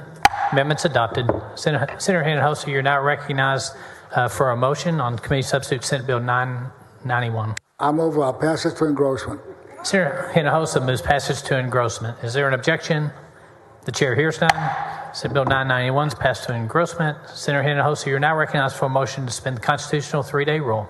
I so move. Senator Hinojosa moves suspension of the 3-day rule. Secretary will call the roll. Alvarado, Betancourt, Birdwell, Blanco, Campbell, Creighton, Heckhart. There being 31 ayes and no nays, the rules are suspended. The chair now lays out on third reading and final passage Committee Substitute Senate Bill 991. Secretary will read the caption. Committee Substitute Senate Bill 991 relating to the establishment of a crime laboratory portal by the Department of Public Safety of the state of Texas. Senator Hinojosa, you're recognized for a motion. I move final passage of Committee Substitute Senate Bill 991 as amended. Senator Hinojosa moves final passage on committee substitute Senate Bill 991. Secretary will call the roll. Alvarado, Betancourt, Birdwell, Blanco, Campbell, Creighton, Eckhart. There being 31 ayes and no nays, Senate Bill 991 is finally passed. Thank you, Mr. President and members.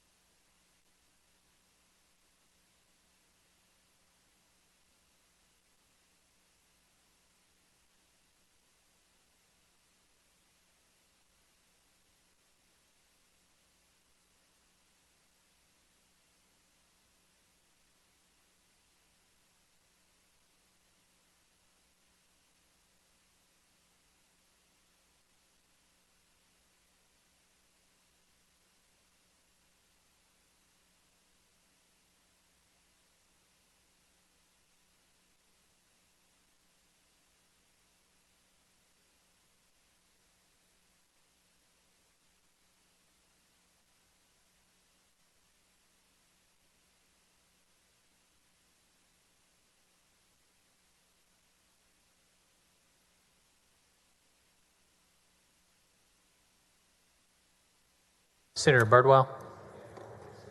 Senator Birdwell, you're recognized for a motion to suspend the regular order of business on committee substitute Senate Bill 602. Thank you, Mr. President and members. I move to suspend the Senate's regular order of business, take up and consider the committee substitute to Senate Bill 602. Members, U.S. Border Patrol agents serve alongside Texas military and state and local law enforcement agencies to deal with the current border crisis on a daily basis. During the interim, the chief and the deputy chief of the patrol agents of the Border Patrol's Laredo sector approached both myself and the Border Committee. During their testimony and during my meetings with them in Laredo, they expressed interest in the Border Patrol being added to the list of federal agents authorized to exert police power under state law. In their experience, there have been a number of instances where the Border Patrol had detained an individual for a federal misdemeanor, but also a state felony, but did not have the authority to make the arrest for the state felony. Committee Substitute 602 seeks to grant the U.S. Border Patrol agents the law enforcement authority necessary and needed to arrest and prosecute individuals violating state law. In committee, members voiced some concerns of granting Border Patrol the ability to make such arrest, and to address these concerns, the committee substitute modified the bill in two ways. First, it limited this authority to state felony offenses only, not to misdemeanors, so the Border Patrol would only have felony arrest authority, not misdemeanor arrest authority. Second, it limited where such authority may be exercised to the border region, and the border region specifically being counties adjacent to the Texas-Mexico border and the coast and the Gulf of Mexico and the counties adjacent to those counties. Senate Bill 602 would arm them with the tools necessary to further combat the border crisis and would align Border Patrol more closely with other federal agencies. There are over 15 federal agencies that have authority to arrest, detain, and search individuals suspected of committing felony offenses under state law. And over the years, federal law enforcement agencies have been added to that, but unfortunately, the Border Patrol has not been added to that list, and this bill attempts to do that. Members, there will be two floor amendments. First, one from me that will ensure that the arrest authority is only at the ports of entry and checkpoints and only subsequent to a federal detainment. Second, there will be an amendment from Senator Flores that improves the bill as well, that would ensure a training program conducted by the DPS to ensure that state law enforcement training is provided to the Border Patrol to ensure that they comport with our criminal procedure code. Members, this bill is requested by the Border Patrol, and I think it's a great answer to assist us in our current border situation. With that, Mr. President, I move suspension. Senator Hinojosa, for what purpose? Senator Birdwell yield for a couple of questions. Senator Birdwell, do you yield? Absolutely, Mr. President. Now, Senator Birdwell, you know, I'm a very strong supporter of border security. And we know that there are other federal agencies that have authority to enforce state law. And some of that's limited in terms of what authority we provide them to enforce certain state statutes. And in this case, we had a lot of concern from our border sheriffs. We had also concern from some of the Border Patrol agents and also from many of our counties. But we worked and discussed this issue with the border sheriffs, try to narrow this bill to focus on the crimes that were so relevant along the border where Border Patrol didn't have the authority to enforce state law. As a consequence, many times you have people that were stopped by immigration officers, but there was no state officers involved or available for whatever reason, and yet that Border Patrol agent had to let that person committed a state crime go. That's correct. Yes, sir. And not only, this is not the only federal agency that we have provided authority. We have provided actually over 18 federal agencies with authority to enforce state law, not necessarily all felonies or all misdemeanors, is very targeted. So I just want to make sure that the senators understand the amount of work we put into this piece of legislation. I think it's very important, and we want to make sure the Border Patrol also has the authority to be able to enforce state laws at certain junctures and certain points of entry here into the state of Texas and the United States. Thank you, Senator. We put a ton of work into this. Your concerns about misdemeanor offenses, you could end up with the Border Patrol enforcing traffic, other lesser offenses. So we addressed that concern in the committee substitute, and then in bringing it to the floor, as it related to the jurisdiction of the Border Patrol and where this would occur. Sheriff Martinez of Val Verde County, I had a great conversation with him, because he was representing many of the border sheriffs, including yours in your district, that wanted to make sure that while we wanted to give this power to the Border Patrol, we wanted to make it targeted at the locations that the Border Patrol actually operates, and the checkpoints and the international ports of entry. And it also made it subsequent to federal detainment, so that if a Border Patrol officer detains somebody on what he believes to be a federal crime and then discovers the state crime, he can prosecute that. But it doesn't allow the Border Patrol to go enforce state crime without that federal detention for a federal purpose preceding it. And then also the training that Senator Flores' amendment will do. In fact, of the 18 agencies, the only agency of the federal agency that has misdemeanor authority that we've given them is the Secret Service, specifically related to presidential security. But otherwise, those other 17 agencies that currently have it only have federal or felony authority of those other 17 federal agencies. Well, thank you for working with our border sheriffs and also border senators to address this serious issue and gap in the law enforcement efforts along the border. So thank you for working with us. Thank you for your work on this, Senator Hinojosa. Thank you very much, my friend. Senator Birdwell moves suspension of the regular order of business on committee substitute 602. Is there any objection? Chair is none. The rules are suspended. Chair now lays out on second reading committee substitute Senate Bill 602. Secretary will read the caption. Committee substitute Senate Bill 602, ruling the law enforcement authority of federal border patrol agents. Following amendment. Secretary will read the amendment. Floor amendment number 1 by Birdwell. Senator Birdwell, you're recognized on the amendment. Members, this is the amendment that I mentioned in the floor layout that would limit the authority of arrest, search, and seizure by Border Patrol agents to felonies occurring at the ports of entry or Border Patrol traffic checkpoints incident to federal detainment. I move adoption, Mr. President. Senator Birdwell moves adoption of the amendment. Is there any objection? Chair hears none. The amendment's adopted. Members, we have another amendment. Secretary will read the amendment. Floor amendment number 2 by Flores. Senator Flores, you're recognized on the amendment. Thank you, Mr. President. Members, thank you, Senator Birdwell, on this bill. It's very important to our state. Mr. President, members, I move to offer amendment number 2, and this amendment amends Committee Substitute for Senate Bill 602 by requiring that a Border Patrol agent has to go through training by DPS before having the power of arrest and search and seizure in this state.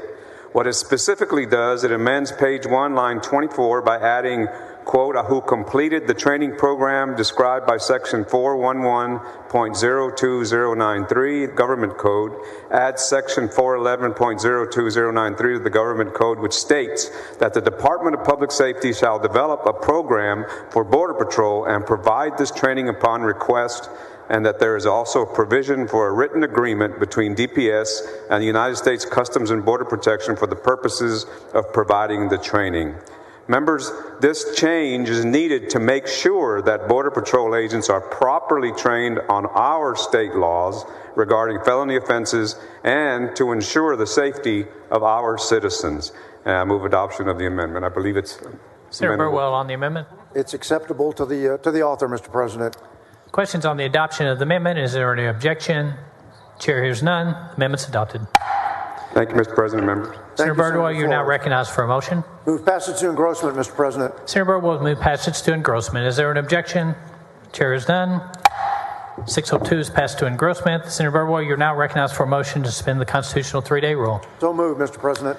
Senator Birdwell moves suspension of the 3-day rule. Secretary will call the roll. Alvarado, Betancourt, Birdwell, Blanco, Campbell, Creighton, Eckhart, Flores, Gutierrez, Hall, Hancock, Hinojosa, Huffman. There being 31 ayes and no nays, the rules are suspended.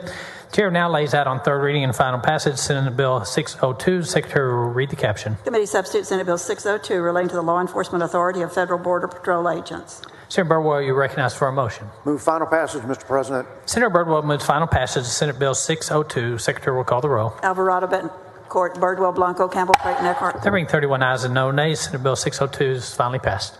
Thank you, Mr. President and members.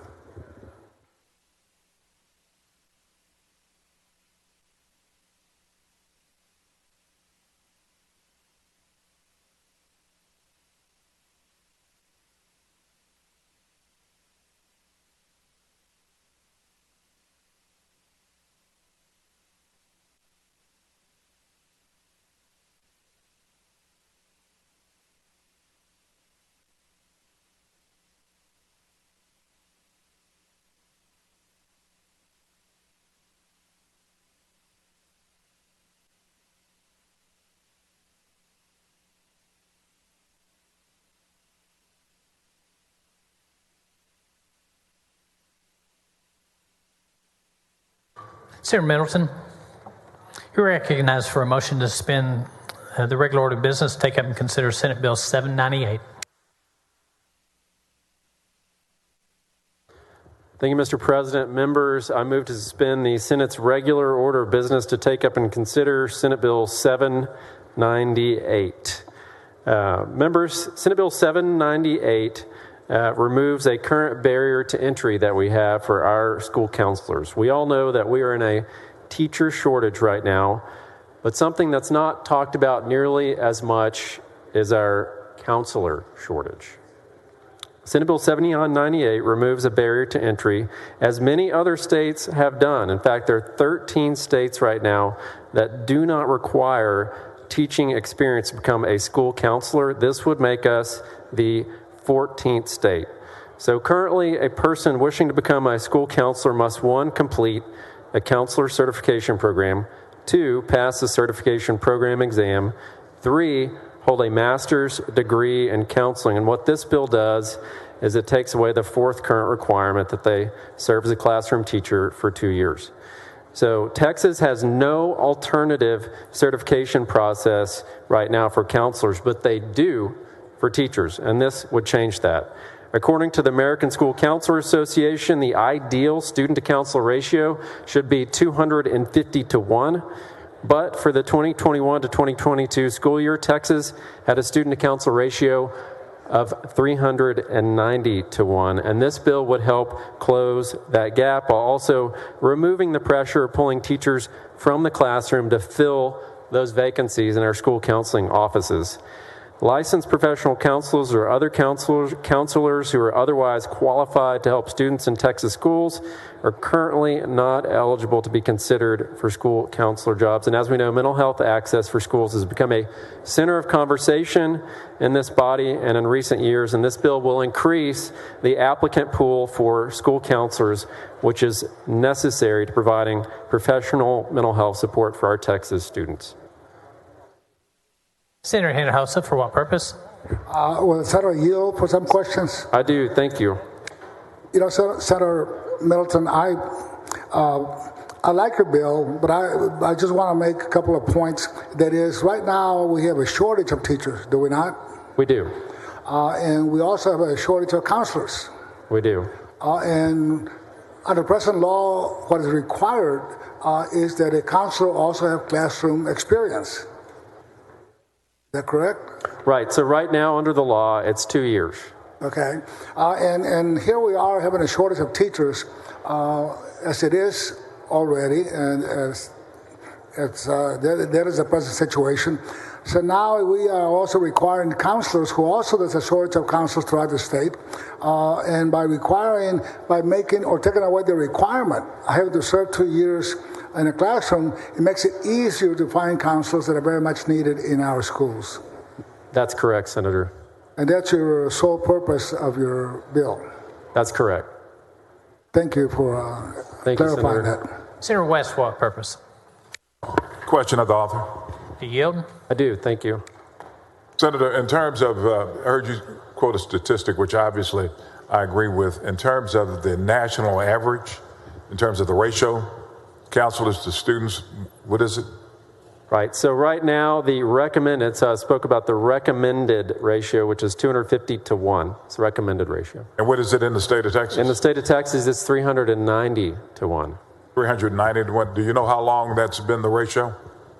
I'm not aware, but it's been quite a while, and it's continuing to get worse. Yeah. Exactly. It has in fact been quite a while. And why do we need more counselors in our schools?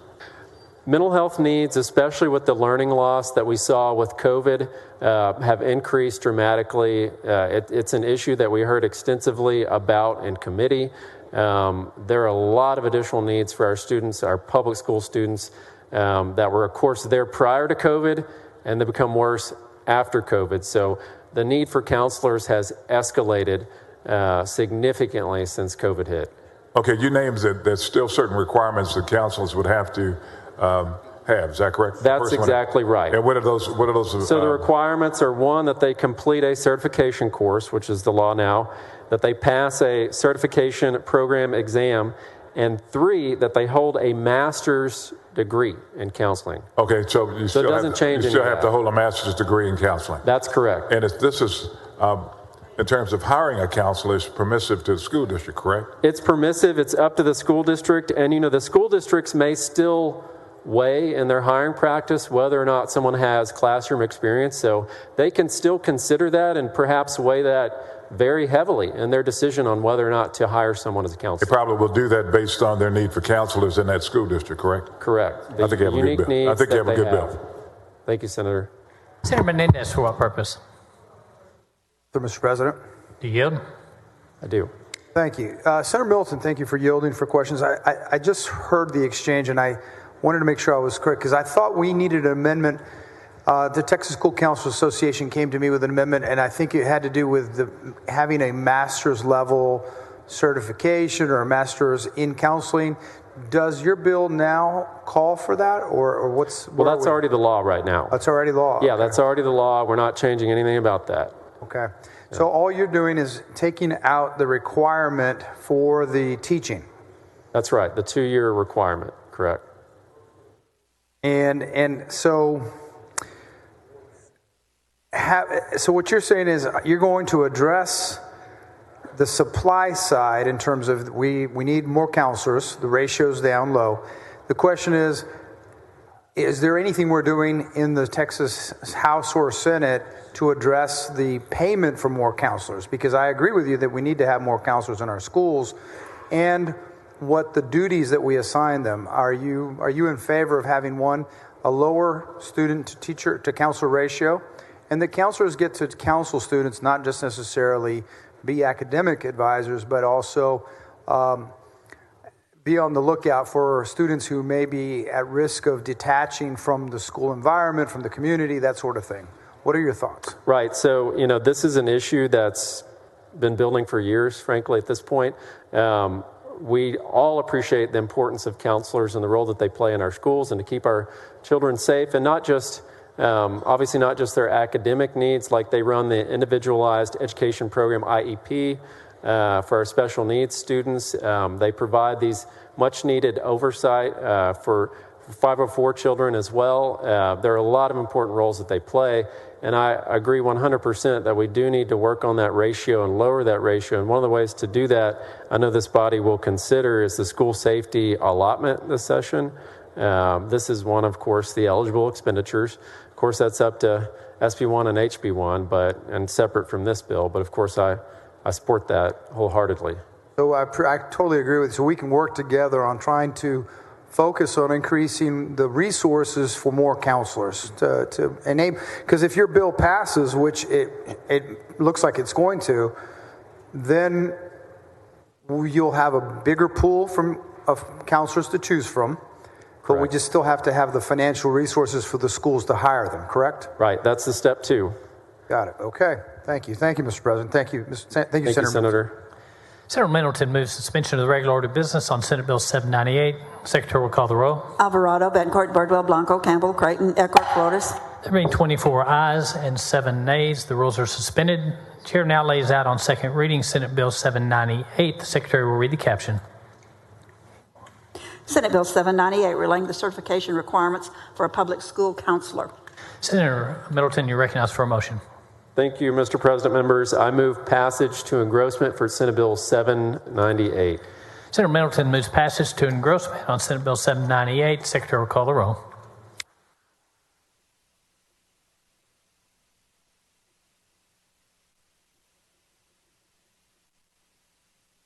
Alvarado, Bettencourt, Birdwell,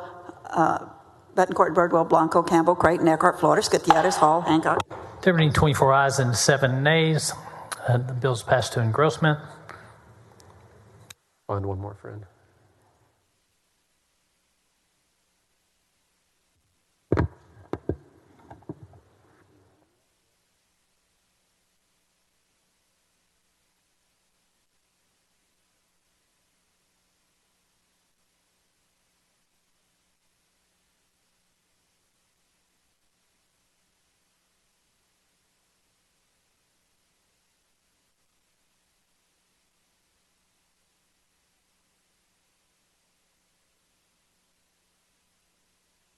Senator Middleton, I think we can move to third reading.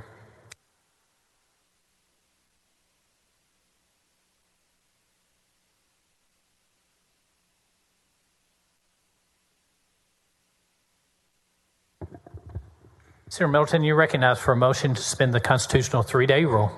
So move. Senator Middleton moves suspension of the 3-day rule.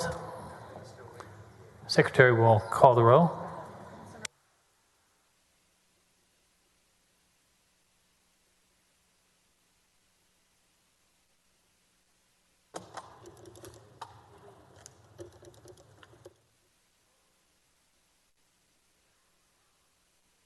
Alvarado, Bettencourt, Birdwell, Blanco, Campbell, Creighton, Eckhart, Flores, Gutierrez, Hall. There being 25 ayes and 6 nays, the 3-day rule is suspended. The chair now lays out on third reading and final passage Senate Bill 798. The Secretary will read the caption.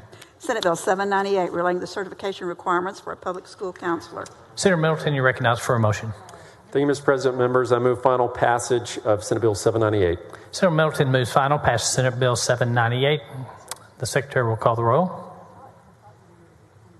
Alvarado, Bettencourt, Birdwell, Blanco, Campbell, Creighton, Eckhart, Flores, Gutierrez. There being 24 ayes and 7 nays, Senate Bill 798 is finally passed.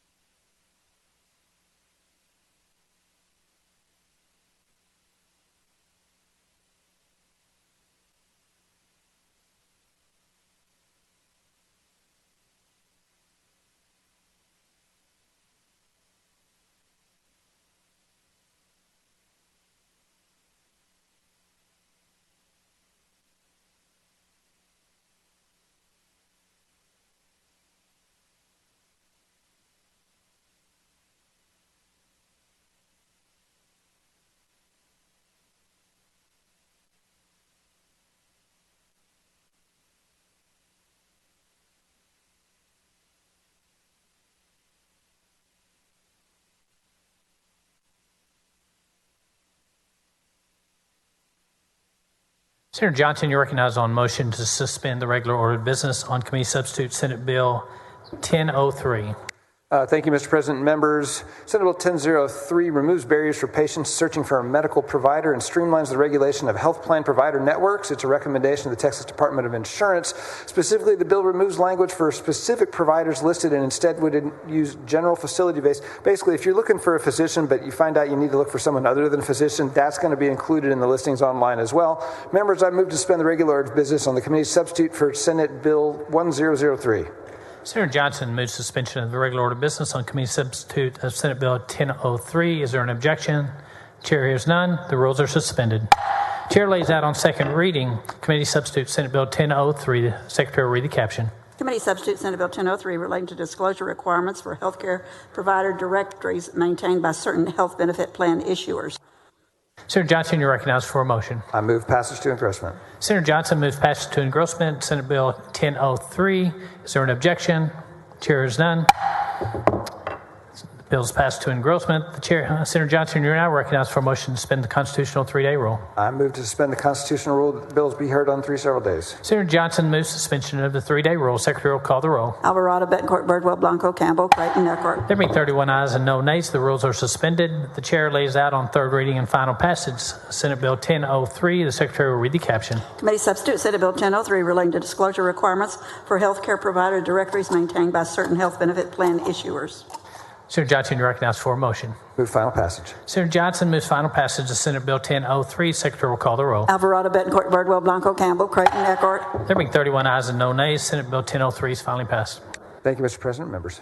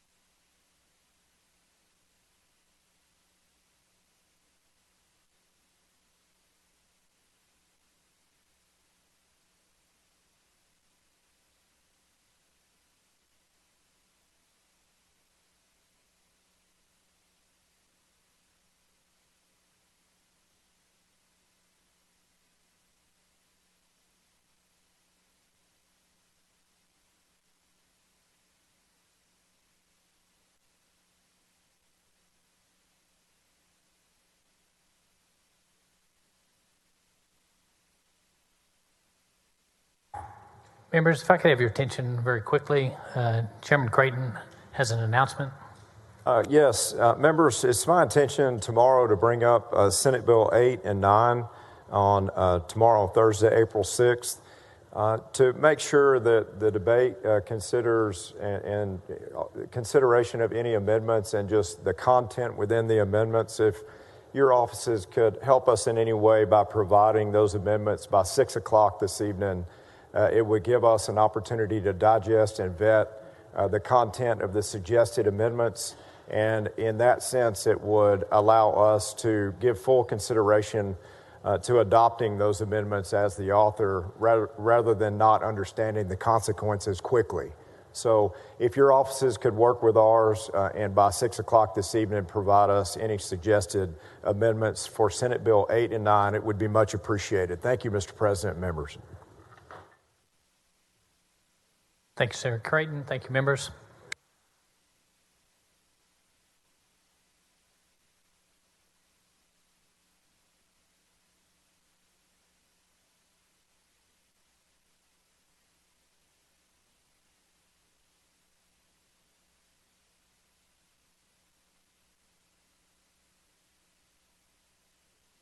Senator King.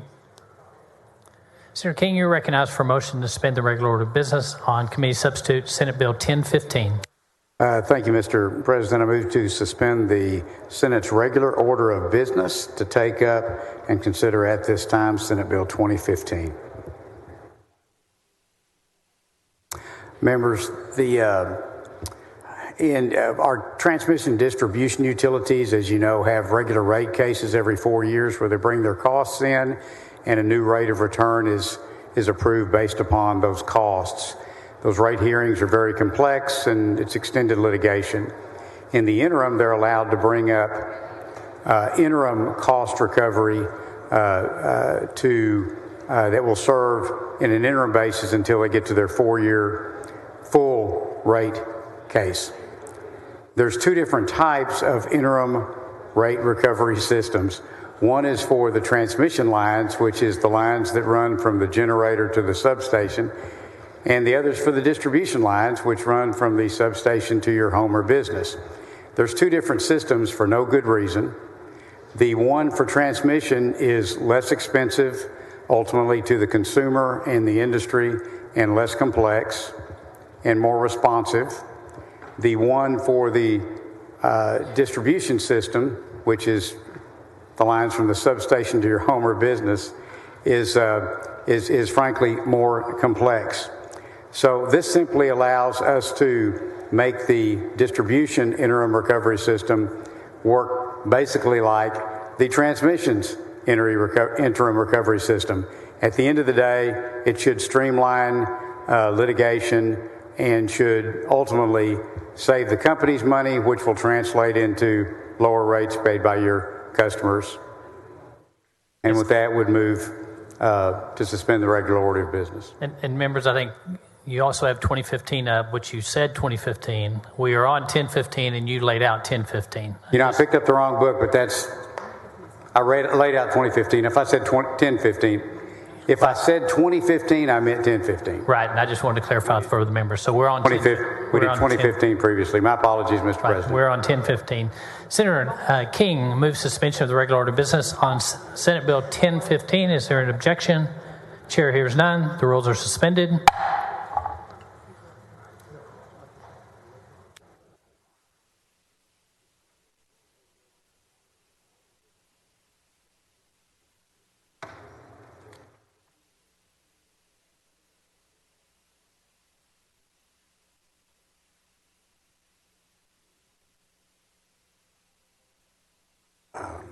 No, I don't think so.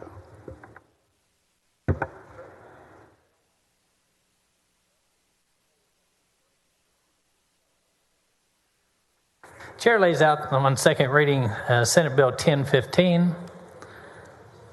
Secretary will read the caption.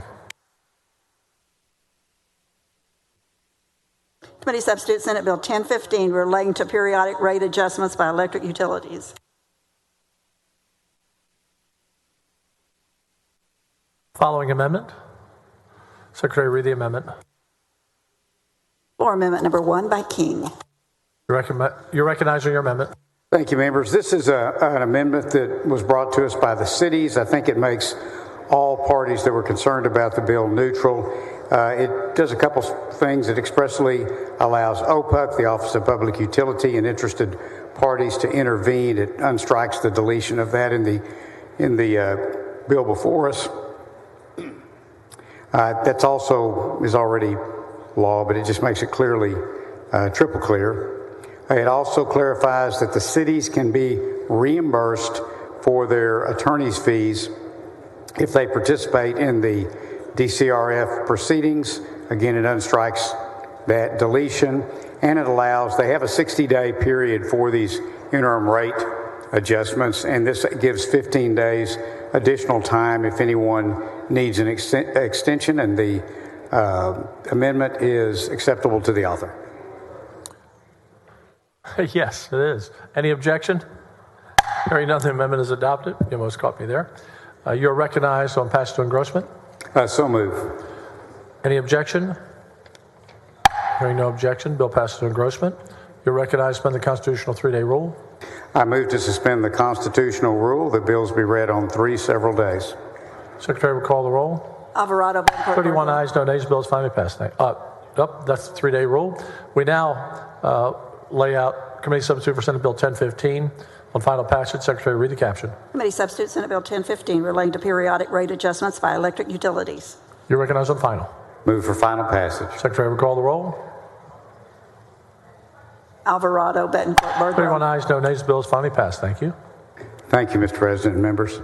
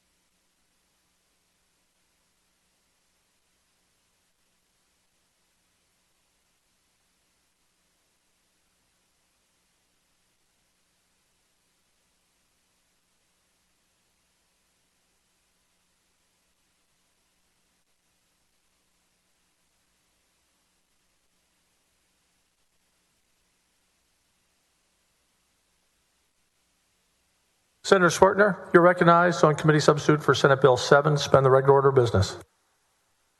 Thank you, Mr. President, members. And the intent calendar rule. Yes, Mr. President, members, I move to suspend the regular order of business and the intent calendar rule to take up and consider Senate Bill 7. Members, reliability comes at a cost. And for too long, that cost has not been shared equally between intermittent and firm generation. This bill, Senate Bill 7, brings balance to the market, making sure all participants are equally contributing to reliability through instituting a firming requirement, also known as a reliability requirement, in a non-discriminatory manner between dispatchable, non-dispatchable, and load-serving entities on a cost causation basis. Specifically, the firming reliability requirement creates a calculation that ERCOT can use to equalize the level of reliability for dispatchable and non-dispatchable generators. ERCOT can then direct the least reliable generators to procure dispatchable resources to enhance their reliability and address any imbalance. This program also creates a calculation for load-serving entities to determine the volatility of each load-serving entity's load at peak hours. ERCOT can then assign costs to the most volatile load-serving entities, which encourage load-serving entities to be more energy efficient and demand response programs utilization to reduce their volatility. A second part of Senate Bill 7 improves market signals by the addition of a new ancillary service, the Dispatchable Reliability Reserve Service, which targets dollars at dispatchable generators that can stay on for a sustained amount of time during peak demand. Specifically, this ancillary service directs ERCOT to determine the quantity of services necessary, i.e. the reliability standard, to achieve their targeted reliability standard or goal. This determination will be based on historical variations in generation availability, including renewable intermittency and forced thermal outages for each season. Finally, the bill directs ERCOT to then determine the eligible resources that have a runtime of at least 4 hours and are available within 2 hours after deployment, and have the dispatchable flexibility to address inter-hour operational challenges. Members, this is a significant bill that has the input of the members of the committee and the members on this body. I want to thank them for their great advice and great attention to the electric grid and the goals of achieving this session, the operational flexibility that the state of Texas needs to operate its grid, as well as looking toward resource adequacy and making sure we have the megawatts to power Texas into the future. With that, Mr. President, I move suspension of the rules to take up and consider committee substitute Senate Bill 7. Thank you. Senator Nichols, what purpose? Thank you. I asked Senator Shortner some questions. Yes. Do you yield? I yield. Thank you, Mr. President. Thank you, Senator Shortner. This is part of a package of several other bills, isn't it? It is, yes. I think it's 6, 7, 2012. That's right. Those are the bills I'll be up today. Oh, Senator King has some other bills that are all late. You've really all worked very closely together on a series of bills to try to help solve some of our problems. That's right. This bill is about trying to rebalance the scales between dispatchable and non-dispatchable, as well as trying to incent dispatchable generation by the creation of a new ancillary service, the Dispatchable Reliability Reserve Service. Other bills speak to the assurity through establishment of an insurance generation portfolio that backs up the electric grid in Texas. There are other bills that Senator King has authored regarding transmission tie-ins and the costs associated. But when you look at the portfolio bills, what they basically speak to is what I articulated earlier, trying to get resource adequacy and trying to get that operational flexibility through more dispatchable generation for the state. So we're trying to ensure that we have more reliability. We're trying to ensure we have backup power. We're trying to make sure that the grid works at a time that some people, where it has not worked before.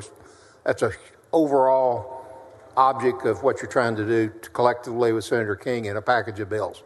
And this is just one of those bills as I understand it. This is one of a number of significant bills that have those goals. For some of the members who may be confused, there's a lot of us who have friends on both sides of these arguments, some laying out they're for some of these or against some of these. And I will tell you, I went through a lot of this, what you're going through last session, this session, 10 years ago. 2011, we had a grid failure. It was a winter storm. It wasn't nearly as bad as Uri, but it was bad enough that the system broke. I don't think anybody died, but we ended up in this chamber 10 years ago with hours and hours and hours of testimony trying to figure out what do we need to do to fix it. I just happen to be on Sunset, which coincidentally you're on Sunset, and I ended up carrying the PUC bill and the ERCOT bill And like a lot of things, I dug in with everything I knew to try to understand what the issue was. And the issue was we were having a less reliable system as every year went by. That's what I saw.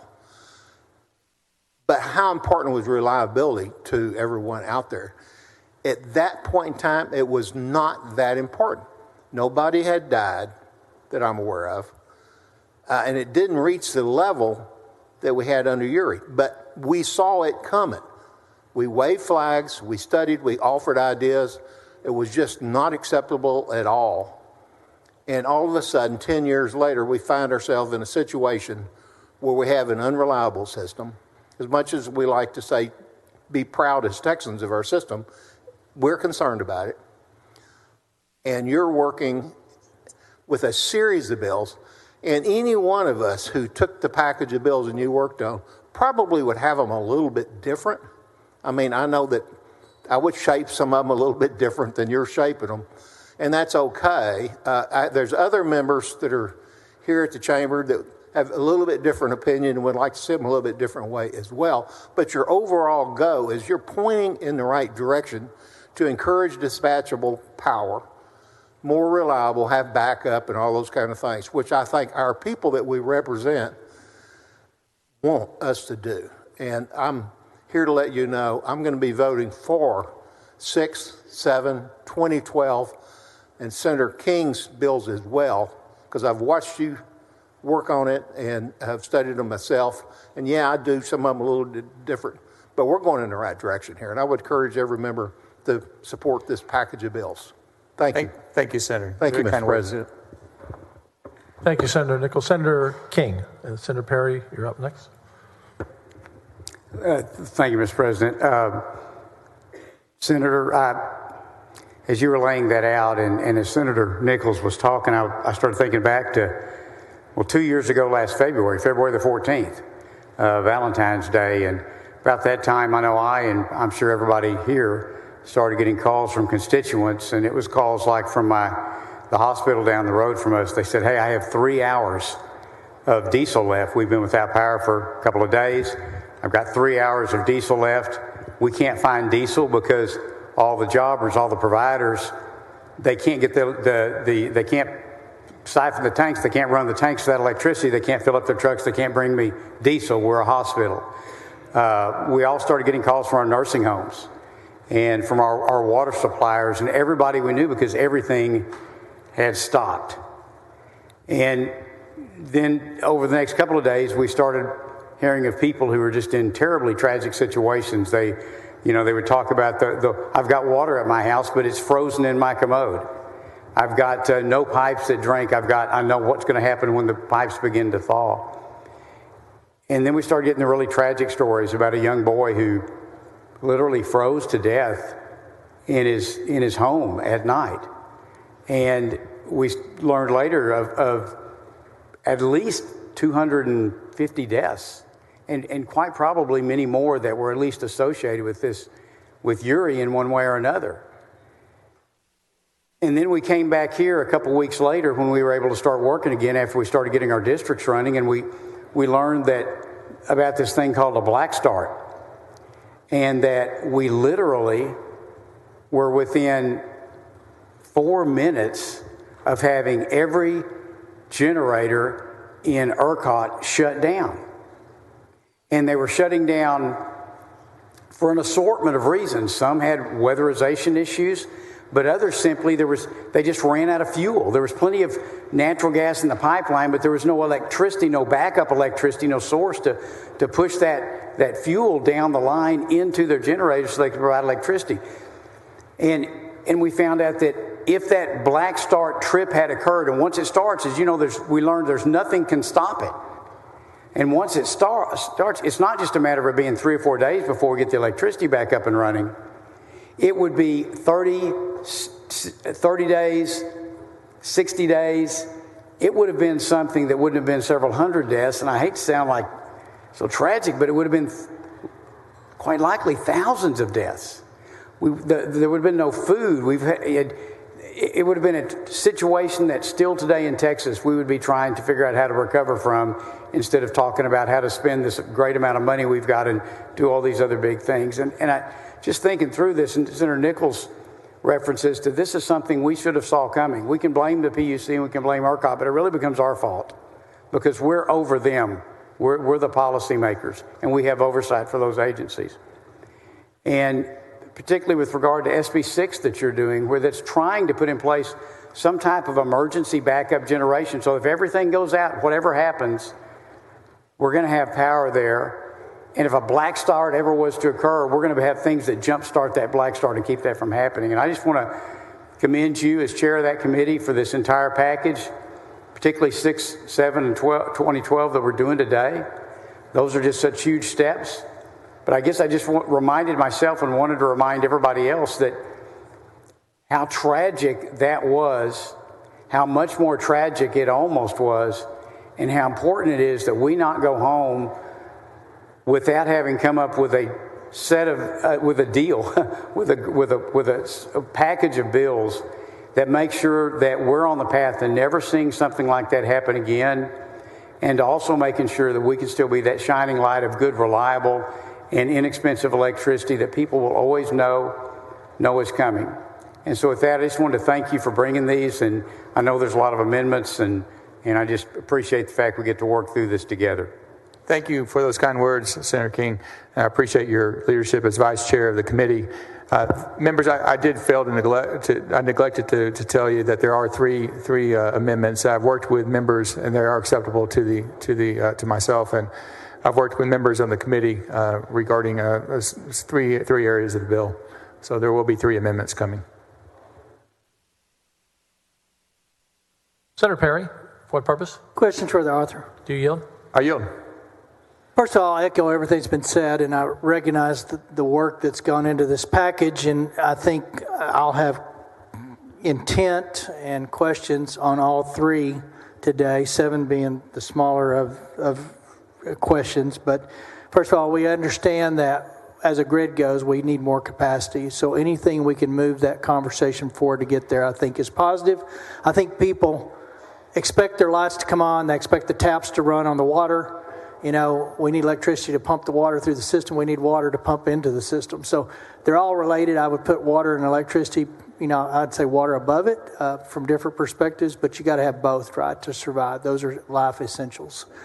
But on 7 specifically, and this is just kind of a philosophical question as to, we are allowing ERCOT to determine a reliability standard in this venue in Senate Bill 7. In Senate Bill 3 last year, we told PUC to go get a reliability standard. So this is going to be a theme I think I want to know in 6 specifically, but it applies to 7. First of all, we were in kind of a mess from a government's perspective when we addressed governments last session, because ERCOT and PUC, and as well as executive branch and also legislature, we got into kind of a finger pointing on who's responsible for who, and we pretty much put it all at PUC's doorstep coming out of SB 3 last session. So first question is, why not PUC to determine the reliability standard for Senate Bill 7, just as we had asked them to do for the overall concept that we're doing? And I don't want to create a situation where ERCOT can point to, or PUC can go back and forth and say, that's not us. Clearly, this is ERCOT, but why not a consistency with PUC on the reliability standard? Well, thank you, Senator, for your questions. If you look at line 3738, page 1, that reliability standard is the obligation of the Public Utility Commission. That's verbiage from Senate Bill 3 that is kind of the preamble there for Senate Bill 7. And so that has to be done by PUC. And I am 100% in agreement that we need to have a standard, to a goal of reliability, to where then we procure those ancillary services necessary to meet that goal and ensure that we have a grid that is as reliable as the standard that we set. And that firming calculation that's in this bill as well requires a reliability standard to be set. The firming calculation has to be implemented by September 1st of 2024. But I am disheartened that the PUC has not already moved forward with the setting of a reliability standard, and it is a high priority, in my opinion, that they do so. Well, it is, though, the obligation of the PUC. It is the PUC's ultimate responsibility to make sure that happens, and it's the same one, I would assume. It's just we're working in the renewable or the dispatchable, non-dispatchable component of that through ERCOT here is basically what I'm reading. Right. The first page of the bill, like 124 all the way down to like 151, that's actually Senate Bill 3. That is actually current law. Okay. And it goes to the overall conversation I'll have with SIC specifically. I really think that it's hard for the legislature to leave here without PUC doing that. And the reason I say that is we're building a whole new structure, new system, new concept around a target that yet has been not identified. So I don't know what the holdup is. I don't know why they haven't done it. I don't know if they're waiting for the legislature to tell us what our expectations are to do it. But somebody's got to blink. I don't know if they're waiting on us or if they just don't think they need to do it or don't want to do it. But I will say it this way. We load shed every day manageably for reasons. Nobody even knows it half the time. You know, we pull things down and we do things with the grid that nobody even knows, and that's the way it should work. During Uri, we were load shedding for survival. And I think anybody that looks back at that, and I know that weatherization was a component of that, but truly what I was told, when you had all the juices flowing, we were still going to be short probably. So the delta in what we were short and what we need should be something that smart people that are in this world ought to be able to come up with. One of my biggest concerns, and it'll go into SIC's conversation too, is that, and I'm going to vote. I think it's important that we move the needle in between now and May 31st with the House and us. We'll figure out something, and I have a lot of confidence that something will be effective and work and hopefully address some of the concerns that are floating around out there. But it's really hard for an industry to shoot at a target we haven't told them to. It's even harder for us to build a process around something that we haven't been told this is what you got to have to get to X. And we may spend unnecessary money, or we may not have the target right on the low end, or somebody's got to tell us. And if it's us telling them what we expect and then they can tell us what that looks like, shame on us. If it's them with the ability to do it and haven't done it, shame on them. But at the end of the day, we can't leave here without that standard set, knowing that what we've set up and voted on and agreed to and put a large chunk of money to is the right mix. And I'm frustrated by it. I know you are. So whoever's listening in the PUC world, I can't stress enough, we're shooting in the dark. Is that a fair statement? We need that standard, and I'm sure they are listening. But this bill does provide tools to reach that standard once it is set through the various aspects of firming and reliability, as well as the new ancillary service, the DRRS ancillary service. I've had conversations with both ERCOT, PUC, and industry. You have, everybody has, and that reliability standard seems to be the unicorn or the elusive gremlin in the room, and we got to nail that down. So whatever leverage we have to make that happen, and I would suspect we have a lot of leverage, because we really haven't given industry what we expect, and we are allowing PUC to determine what the outcome will be. And if it falls short of where we wanted to be, shame on us for letting them do that. Thank you. Thank you for your comments. Secretary will call the roll on suspension.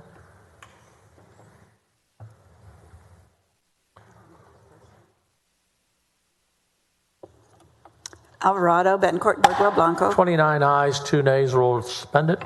Chair lays out on second reading. Committee substitute for Senate Bill 7. Secretary, read the caption. Committee substitute Senate Bill 7, relating the reliability of the ERCOT power grid. Following amendment. Secretary will read the amendment. Floor amendment number 1 by Johnson et al. Senator Johnson, you recognize. Thank you, Mr. President and members. And Chairman Schwertner, I'd actually like to take this moment of the amendment to also comment on a few other things. First is to thank you for your hard work, particularly here at the end when I know you and your staff, as well as many of us, have been working around the clock to get to a point where we have an excellent piece of legislation. I also want to thank your staff, both at the committee, Lieutenant Governor's staff for the work they've done on this, as well as the staff of Senator Menendez and Zaffirini and my own staff for the work that's gone into this. And I really appreciate that over the last few days. This amendment represents the product of some of that work. One of the things that Senate Bill 7 does, and if I get this wrong, please correct me, is introduced a new way of allocating the cost of ancillary services. Historically, we've always allocated costs of ancillary services purely to load, and Senate Bill 7 allocates them across three categories: to generation, which is divided into dispatchable generation and intermittent generation. Right. And thirdly, to load, as has been done historically. This amendment addresses, and that's correct, yes? That's correct. And I appreciate your work. In a non-discriminatory manner, right? In a non-discriminatory manner, and that's been an important piece of this process all along. When we get to the allocation of share of the cost to load, a concern has been raised that it would result in a disproportionate payment of the load share by small businesses and residential customers as opposed to large electrical consumers. And that was never the intent of your legislation, correct? It is not, no. The cost allocation to load, if we have to favor one or the other, I would favor making sure that residents are not disproportionately disfavored. Thank you. And the intention of this amendment is to effectuate that goal. And it's fairly arcane. And if the amendment fails to achieve that, I assume you're amenable to continuing to work on language through the end of session to make sure that we achieve that goal. Yeah, that's right. This is a more precise definition of how to allocate with the proportion of the reliability requirement, the firming requirement to load. That's what this definition does. Thank you, Senator Schwerner. And I'll also take this moment to say there are, as Senator Nichols said, there are ways that each of us would have crafted legislation differently, but overall the aim for this is to make sure that we have a more reliable grid, in particular that we have more dispatchable generation available on the grid, which of course you know I support. We've worked together on that. There are still reservations I have about Senate Bill 7, but because of the work that's been done over the last several days, because of changes that have been made to the bill, I will be supporting it, and we're going to hear more from my colleagues and you on other changes that have been made to make this bill I think stronger for all of our residents and customers of electricity in Texas. Thank you, Senator. The amendment is acceptable to the author. Okay. Any objection? Hearing none, the amendment is adopted.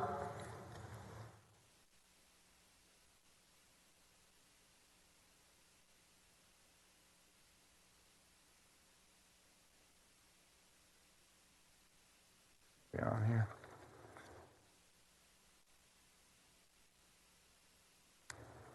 This is yours. Following amendment, Secretary, read the amendment.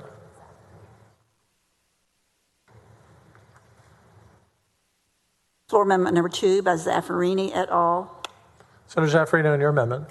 Thank you, Mr. President.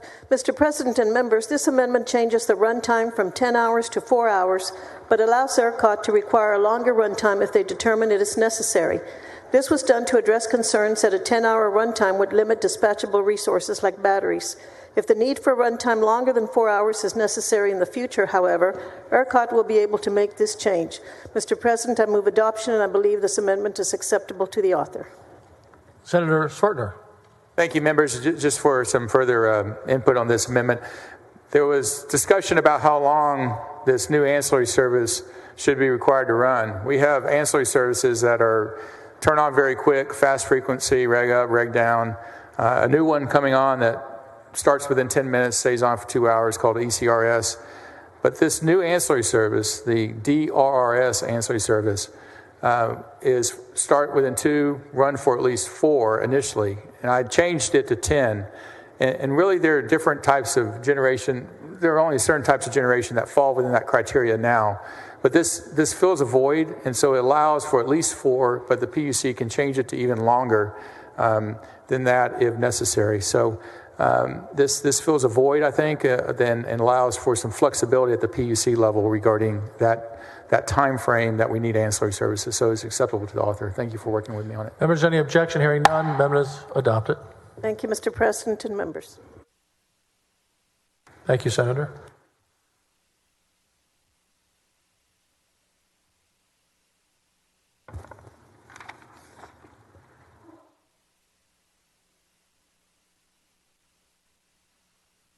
Following amendment, Secretary, read the amendment. Floor Amendment number 3 by Menendez et al. Senator Menendez. Thank you, Mr. President. Members, this amendment simply will allow both the firming requirements and the dispatchable reliability reserve services to be implemented simultaneously. When we heard from the independent market monitor and many stakeholders, there are many operational issues that ERCOT faces in operating the grid due to sudden changes, weather demand, and potential generation outages that were unplanned. So while we work to address the firming requirements, the DRRS will assist to ensure that the grid will be reliable moving forward. I want to thank Chairman Schwartner and his team. I want to thank the President and his staff for the work that we've done, along with everybody on the committee. It has been a lot of hard work. We've heard from a lot of people. And what I love about how this is moving forward, this is getting to where we understand that dispatchable, reliable energy is what we want for our constituents, but it needs to be technology agnostic, and it future-proofs it by allowing us to be able to do things in real time, and we don't hold ourselves to just one technology that provides that dispatchable power. And Mr. President and members, I believe this amendment is acceptable to the author, and I want to thank Chairman Schwartner for working with us. Senator Schwartner. It's acceptable to the author. This allows the DRRS and the firming requirement to be implemented on kind of parallel but separate paths. Any objection? Hearing none, amendment is adopted. You're recognized. Passage to engrossment. I move passage to engrossment, Committee Substitute Senate Bill 7. Any objection? Hearing none. You're recognized to suspend the constitutional 3-day rule. So moved, Mr. President. Secretary will call the roll. Alvarado, Betancourt, Birdwell, Blanco, Campbell. 31 ayes, no nays. The rule is suspended. Charlie's out in third reading and final passage. Committee substitute for Senate Bill 7. Secretary, read the caption. Committee substitute Senate Bill 7 relating the reliability of the ERCOT power grid. Senator Zaffarini, for what purpose? To speak about before final passage, Mr. President. You're recognized. Thank you, Mr. President. I, too, would like to thank Senator Schwartner for your leadership and hard work in developing this bill, and the Lieutenant Governor and his staff.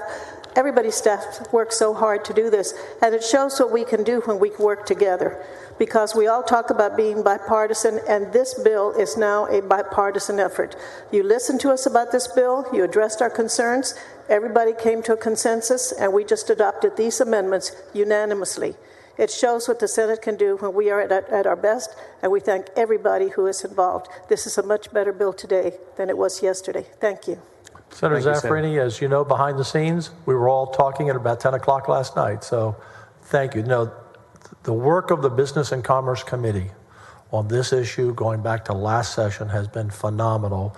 Republicans and Democrats, been phenomenal. You all have worked so hard and gotten up to speed, and I'm really proud of everything you all have done. Senator Schwartner, you're recognized and final. Thank you, Mr. President. I move final passage to Committee Substitute Senate Bill 7. Secretary will call the roll. Alvarado, Betancourt, Birdwell. 31 ayes and no nays, and thank you, Senator Zaffarini, Menendez, Johnson, and all the members of the committee. Thank you, Schwartner. Senator Schwartner.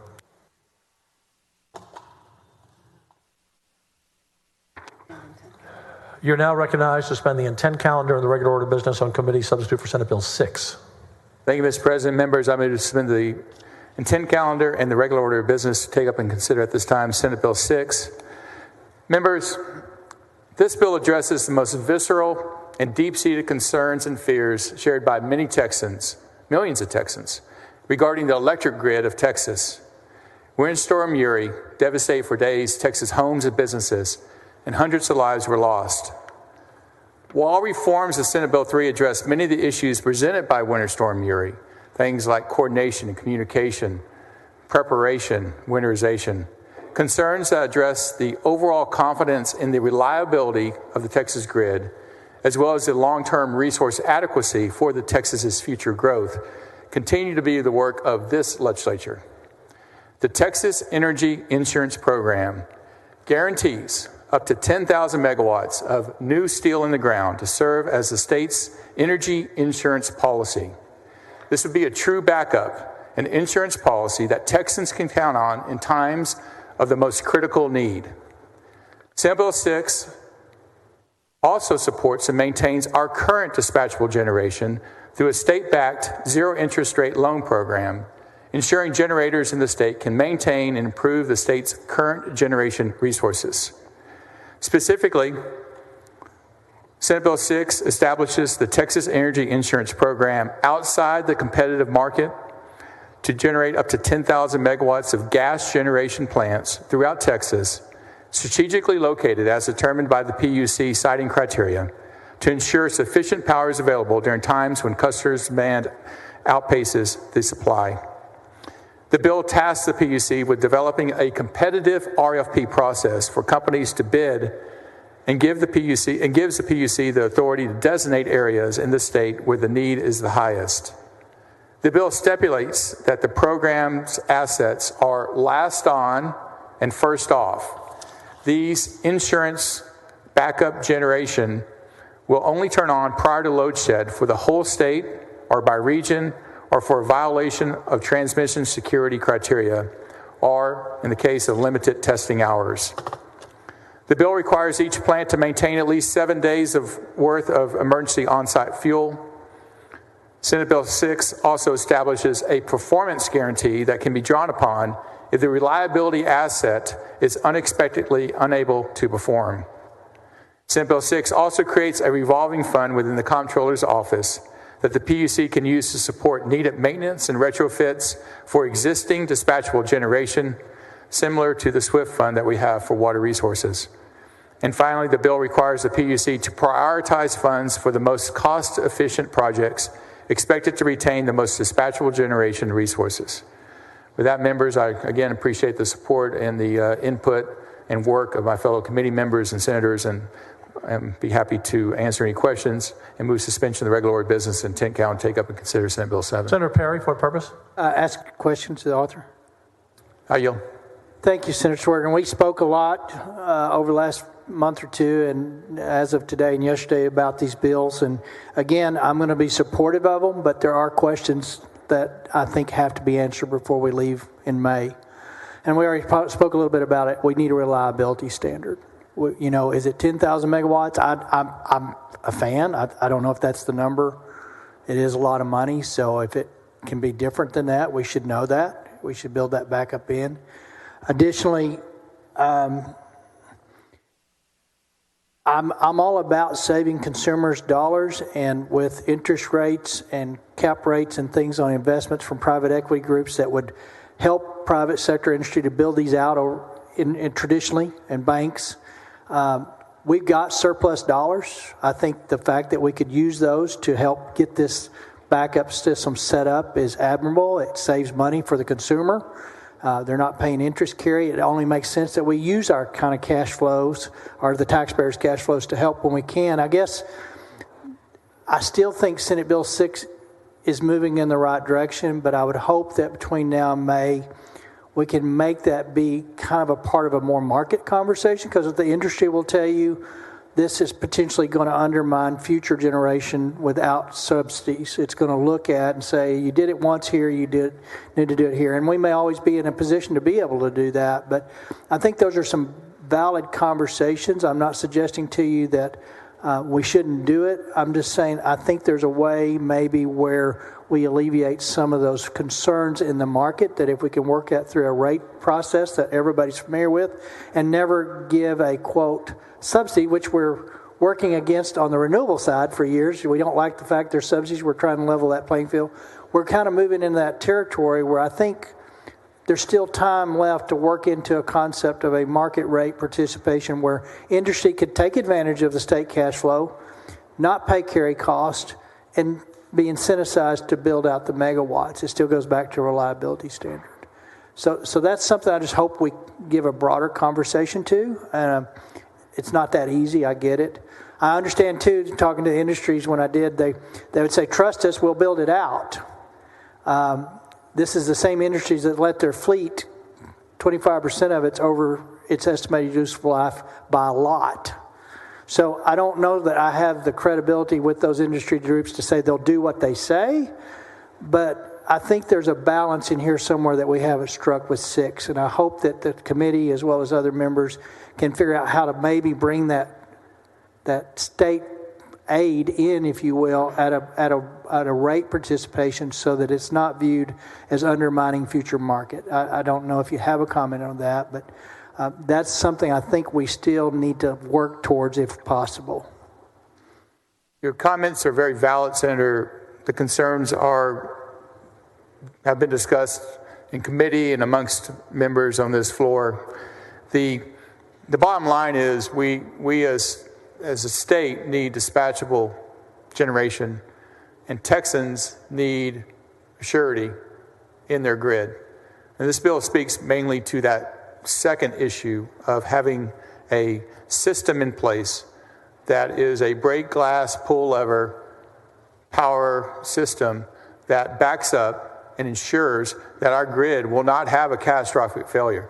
That will not have what Senator King was articulating earlier, and having a entire state go down that powers not just us, but also in a lot of ways powers our nation, and is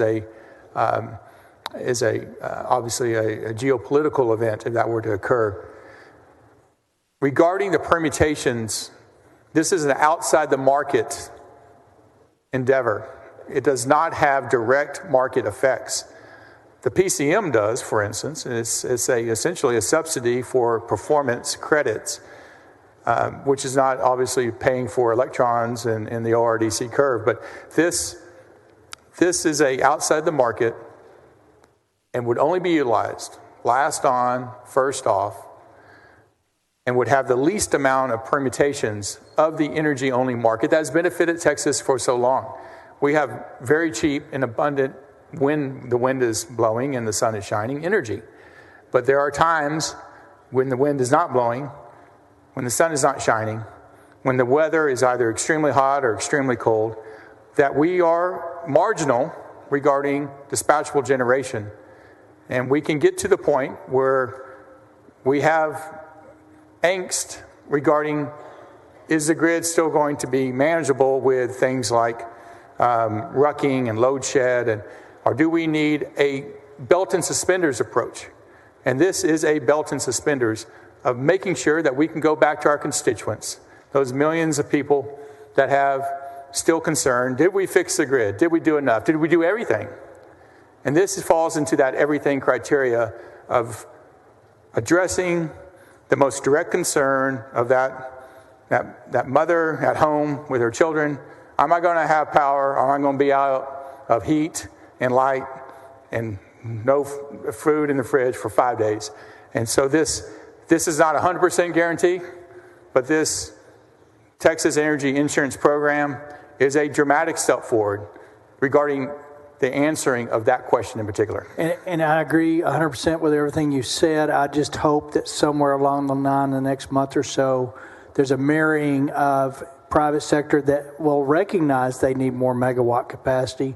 And maybe as the state's looking at a backup source, if industry steps out more, then you can marry that. One other final question, and it's directly tied to this.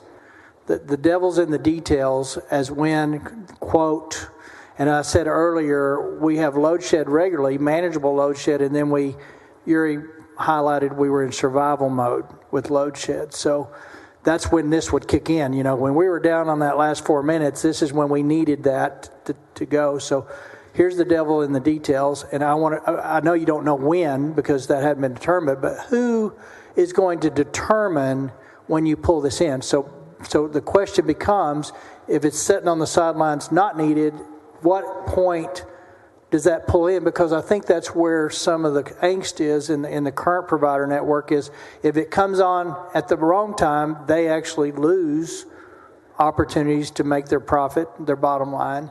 Secondly, as that event occurs more over time, are you going to have safeguards in a fashion where that would never become a permanent commitment of firm power to the ongoing grid? How do you manage those two conversations? Because that's the concerns, and I think they're valid.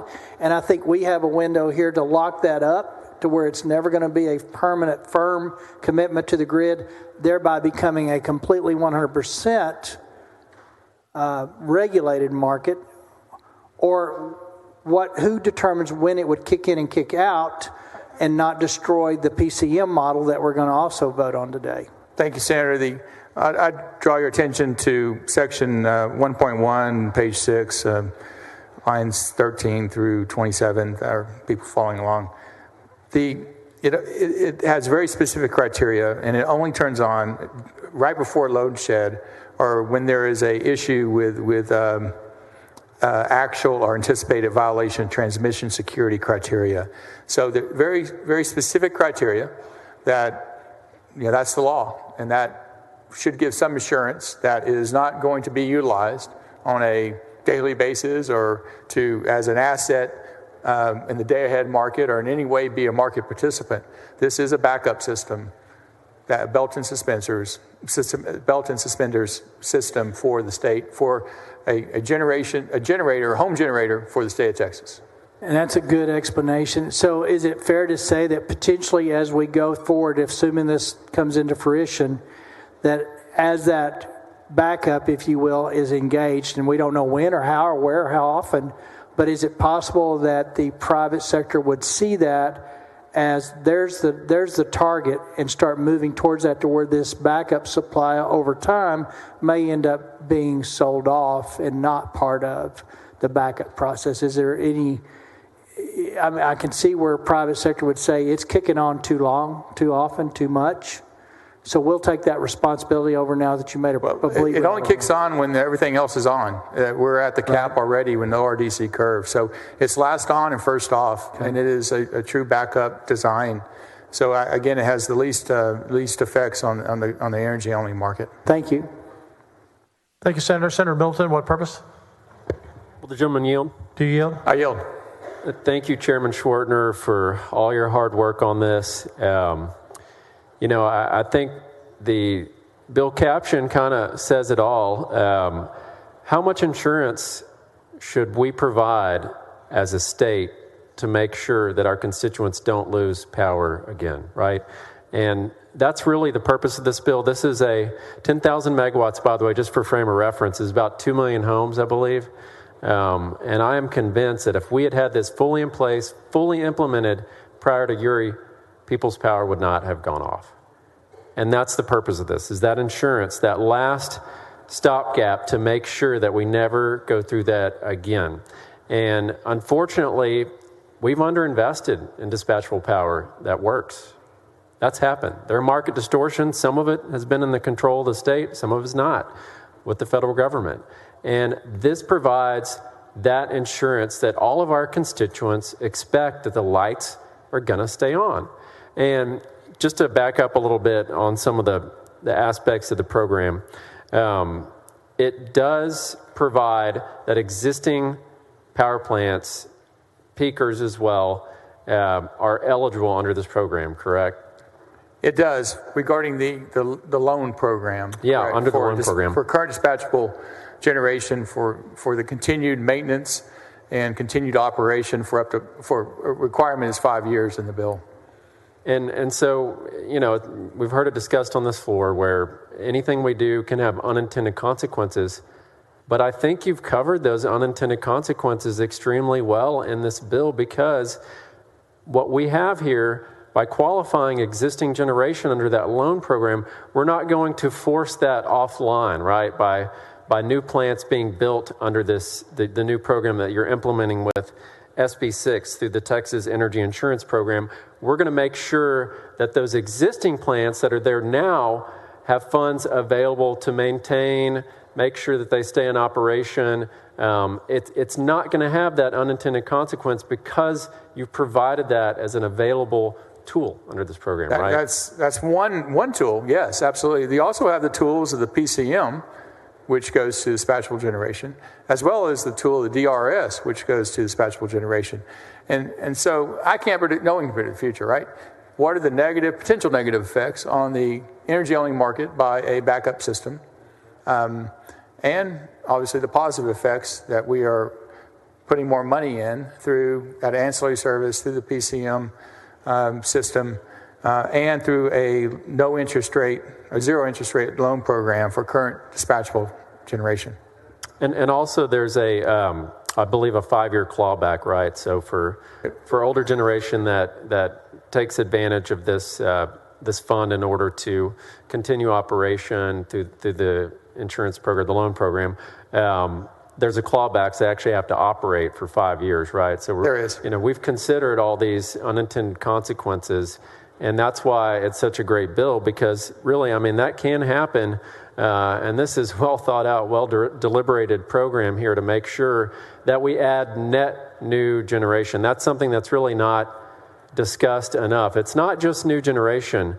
This adds net new generation to the grid to make sure that our lights stay on and that we have enough power for the future needs of our state. Of course, as we have increased electrification and population growth and all the other things that happen in the great state of Texas, because people are moving here and technology is developing, this helps provide for that. So thank you for bringing this bill. I'm proud to support it. A lot of hard work has gone into it, and you've got a great end result here. Thank you, Senator Milton. Senator Betancourt, what purpose? Ask a couple questions of the author. Do you yield? I yield. And as somebody wearing belt and suspenders today, I appreciate your analogy. Senator Swartner, 2 points that you made that we wanted to cover. Quickly, if you could, you have a tool in there which is a SWIFT type of funding mechanism. That's actually been used successfully already in the state, true? It has for water infrastructure projects and the support of those by various SUDs, MUDs, municipalities, counties. Right, so you're using a tool that's already been successful, statewide. That model, yes, sir. Right, the model. Sorry, but again, it's a tool to solve this problem. And another that you mentioned, load shedding. Correct me if I'm wrong. In the work we did in the last set of specials, we actually put in a load shedding requirement that they do a exercise both for summer and winter. True. That's right. That was part of SB3, I believe. Right, and that was because we noticed in what happened clearly in one of the problems of Winter Storm Uri was there was no a planning for disaster, much less of one of that magnitude. True? That's right. And each TDU has their own independent kind of load shed criteria and the way they do it.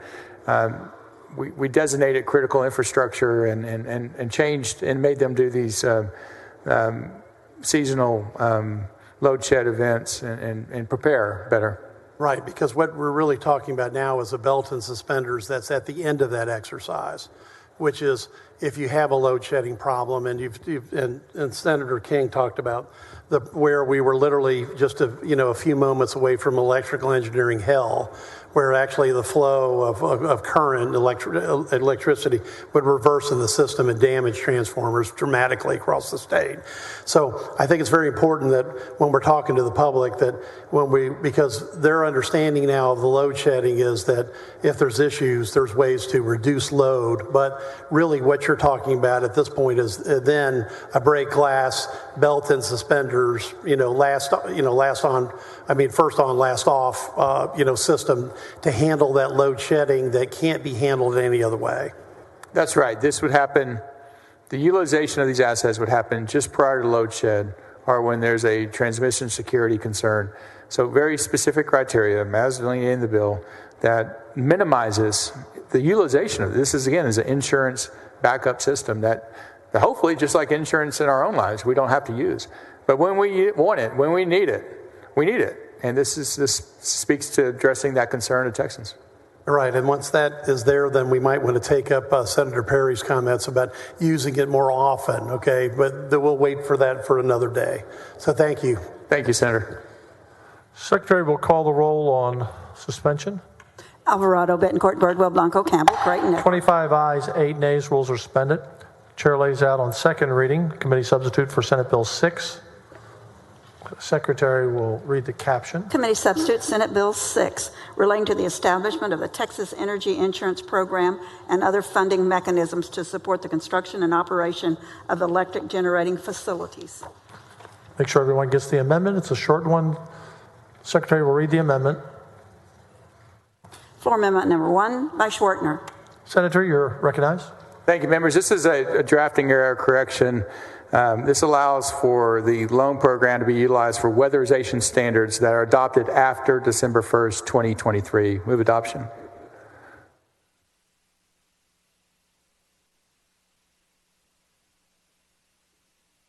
Let me just correct something I said. The last vote I called 25-8, 25-6. Forgive me. Otherwise, we elected two other people that we don't know who they are.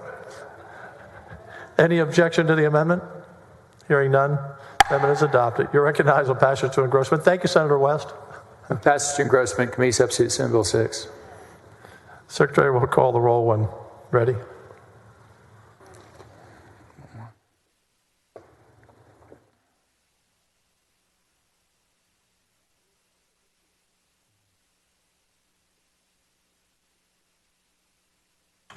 Alvarado, Betancourt, Birdwell, Blanco, Campbell, Creighton, Eckhart, Flores, Gutierrez, Hall, Hancock, Hinojosa, Huffman, Hughes, Johnson, King, Colcourse, Lamantia, Mendez, Middleton, Miles, Nichols, Parker, Paxton, Perry, Schwartner, Sparks, Springer, West, Whitmire, and Zaffarini. 22 ayes and 9 nays. The bill passed to engrossment. Senator Menendez, for what purpose? I'm sorry, we were already in the count. No, you're it's right. not a problem, Mr. President. At the appropriate time, I'd like to speak on the bill. That would be third reading. That'd be fine. Thank you.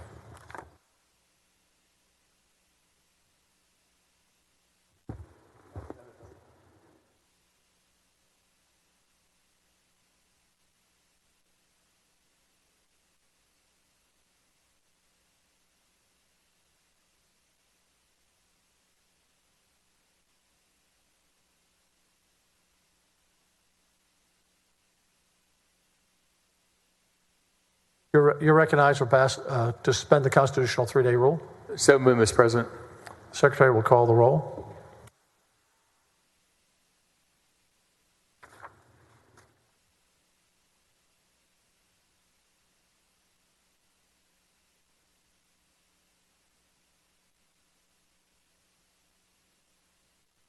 Secretary will call the roll. Alvarado, Benton. 25 ayes and 6 nays. That 6 does look like an 8, Senator West. The rules are suspended. Chair lays out on third reading and final passage. Committee substitute for Senate Bill 6. Secretary will read the caption. Committee substitute Senate Bill 6 relating to the establishment of the Texas Energy Insurance Program and other funding mechanisms. Senator Menendez, you're recognized on final. Thank you, Mr. President. Members, I've deliberated quite a bit whether or not I should stand up, but I feel I owe it to Chairman Schwartner, to the members of the committee, to this body. Chairman Schwartner, I'm with you 100% on your intent, on what you're trying to accomplish. I believe everybody in this room wants to make sure that when our constituents flip the light switch, the lights come on. When they need the heat is there. I think you're trying to thread the needle on keeping our competitive market, but finding a way for the state and our taxpayers to get involved in creating this insurance safety net, if you will, or backup generators. I think it's a worthwhile endeavor without a doubt. My concern is that sometimes it feels like we may be losing sight of the basic fundamentals. And if a lot of the power we generate is being lost, whether in our constituents' homes due to lack of weatherization, in our plants due to lack of efficiency because of the age of the fleet, I think that I really want to say thank you I know that you've made a commitment to demand response on the residential level, energy efficiency as we move forward.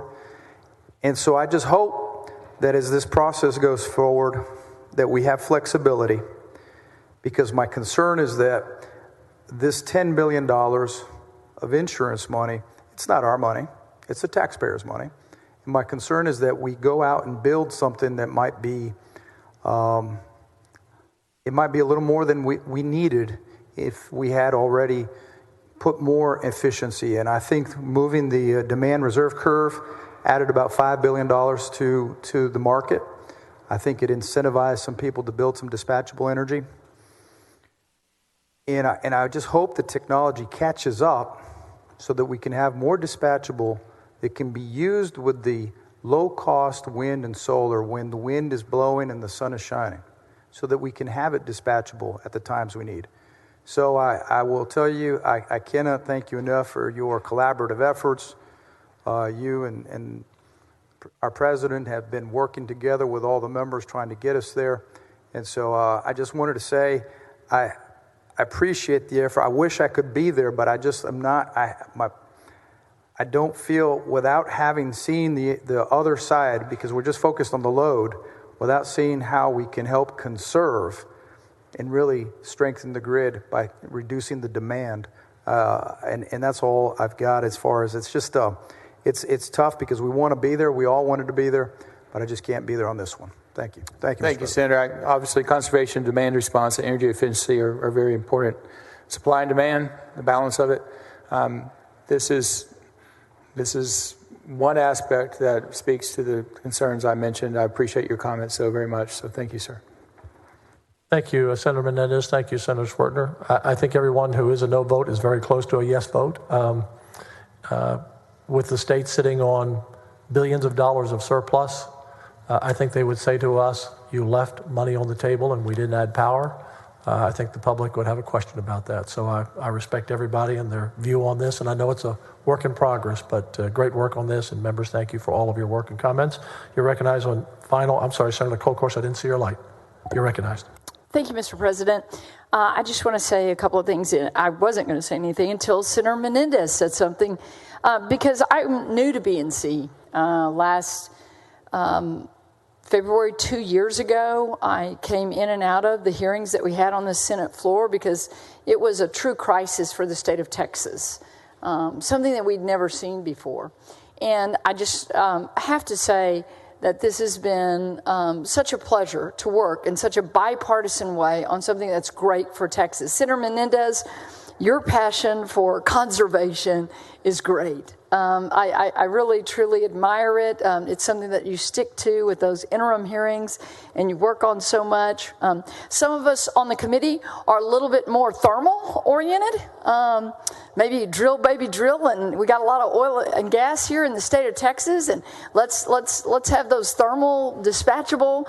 Some of us on the committee argue that batteries are dispatchable. Some of us on the committee argue that rare earth materials are really possessed by our enemy countries. I might be working on some bills about that. But what I have to tell everyone that's listening today and everyone in the gallery is that these members on this floor and those members across the rotunda really care about this issue. And I want to thank the industry. Man, y'all have got a lot of opinions, but you should. You should have a lot of opinions about this because it's important. Mr. President, you encouraged us in the caucus of the whole to begin this session. You said it is the most important votes that we will take. You truly believe that this session. We take a lot of important votes, but this is about the future of Texas. Whether businesses will come here or not, whether if the wind blows or the sun does or does not shine, do we have enough power to turn on those lights, to keep the people in the hottest days and the coldest nights still having that energy source? And so many of them, I mean, like me, I'm a hunter. I can put on a lot of wool socks and keep myself warm. But I'm blessed to have a body that isn't dependent on a mechanism to keep me alive, that is generated, needed by generation. And so I want to thank Senator Schwertner, Senator King. Your addition to the committee is tremendous. And so I just want to rise to say thank you to the members. I get to sit by Senator Johnson. He hears my groans sometimes, and I hear his, that's not right. And it's just been very collaborative as we kind of underneath our breath try to get it right and try to do what's best for Texas. So thank you. This is one of many bills. I just was counting up the bills, and we'll have over a dozen bills again this session to address this very important issue of how we power Texas moving forward. Thank you, Mr. President. Thank you, Senator Colcourse. You're recognized on final. Thank you, Mr. President.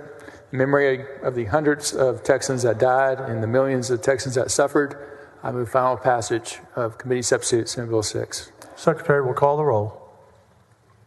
Alvarado, Betancourt, Birdwell, Bronco, Campbell. 22 ayes and 9 nays. Bill's finally passed. Senator Schwertner, great work. Thank you, and all the members of the committee and all the members of the Senate. Thank you. Thank you, Mr. President. Thank you, members.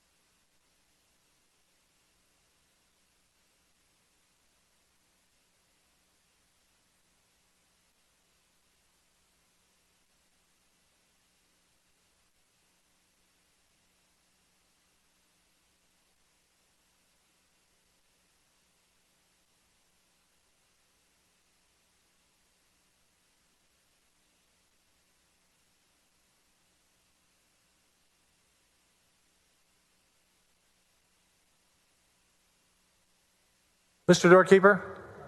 Mr. President, there's a message from the House. Mr. Messenger? Mr. President, I'm directed by the House. Thank you, sir.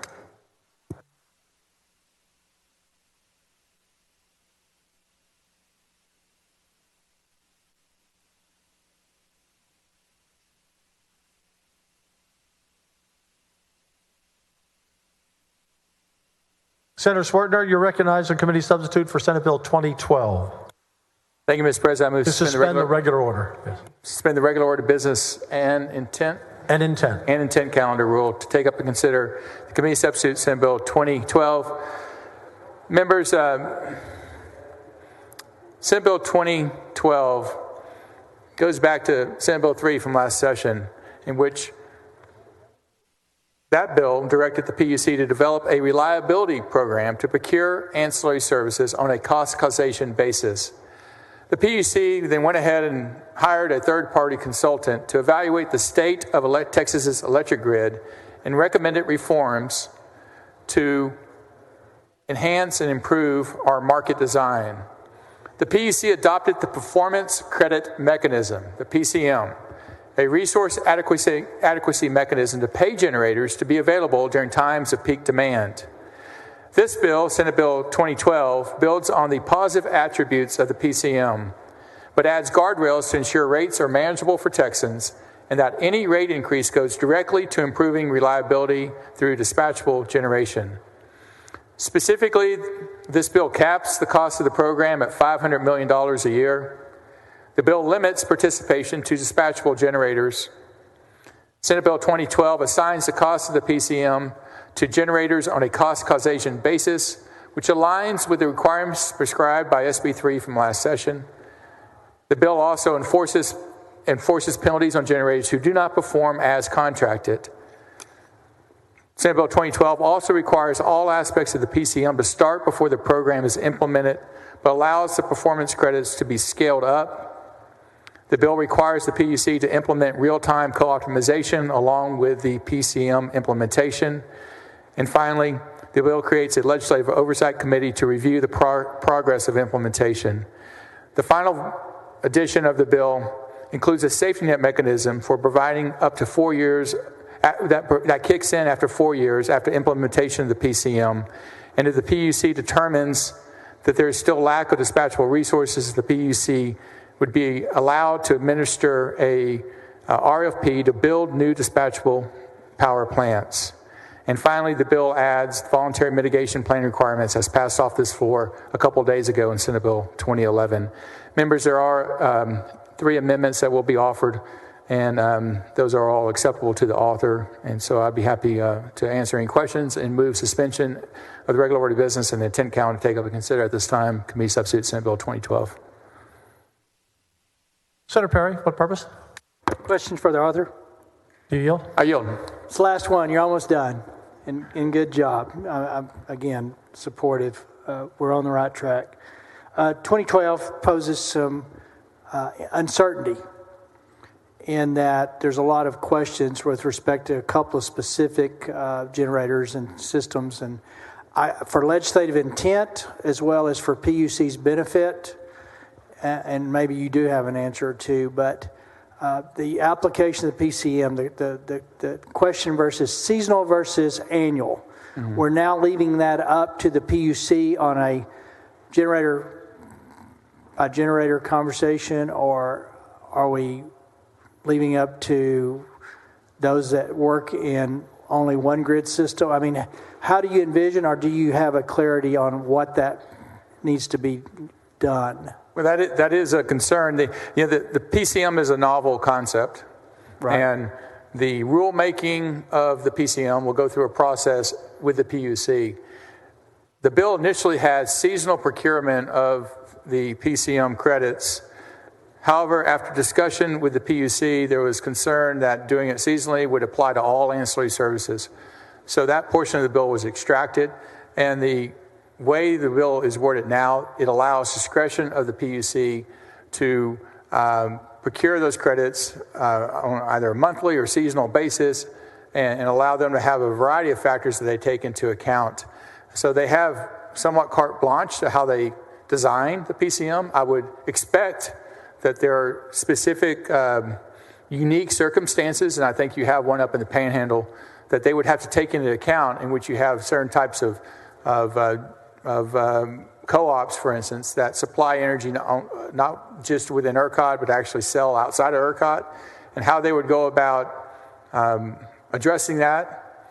And designing the PCM is just one of many, many aspects that they will have to undertake as they move forward in the PCM design. So let me ask this direct. It is your intent and expectation that there is a path to implement the PCM model to where those particular unique but very important and very effective and very good at what they do should be able to have their role in the PCM model. That would be my hope and my expectation. Now, I'm not a regulator. I can't design the program. They will certainly have their day before the PUC, as the PCM's rules and regulations are written, to articulate and a vision and a reasoning of why and how they should be included. From that point on, that is up to really the commissioners to decide about whether or not that argument holds enough weight to allow that to occur. I think they do have, and I don't have it today for obvious reasons. I don't think it's appropriate for the amendment, but they did draw up an amendment that would address some very specificity to their particular deal. And I don't think they're the only ones.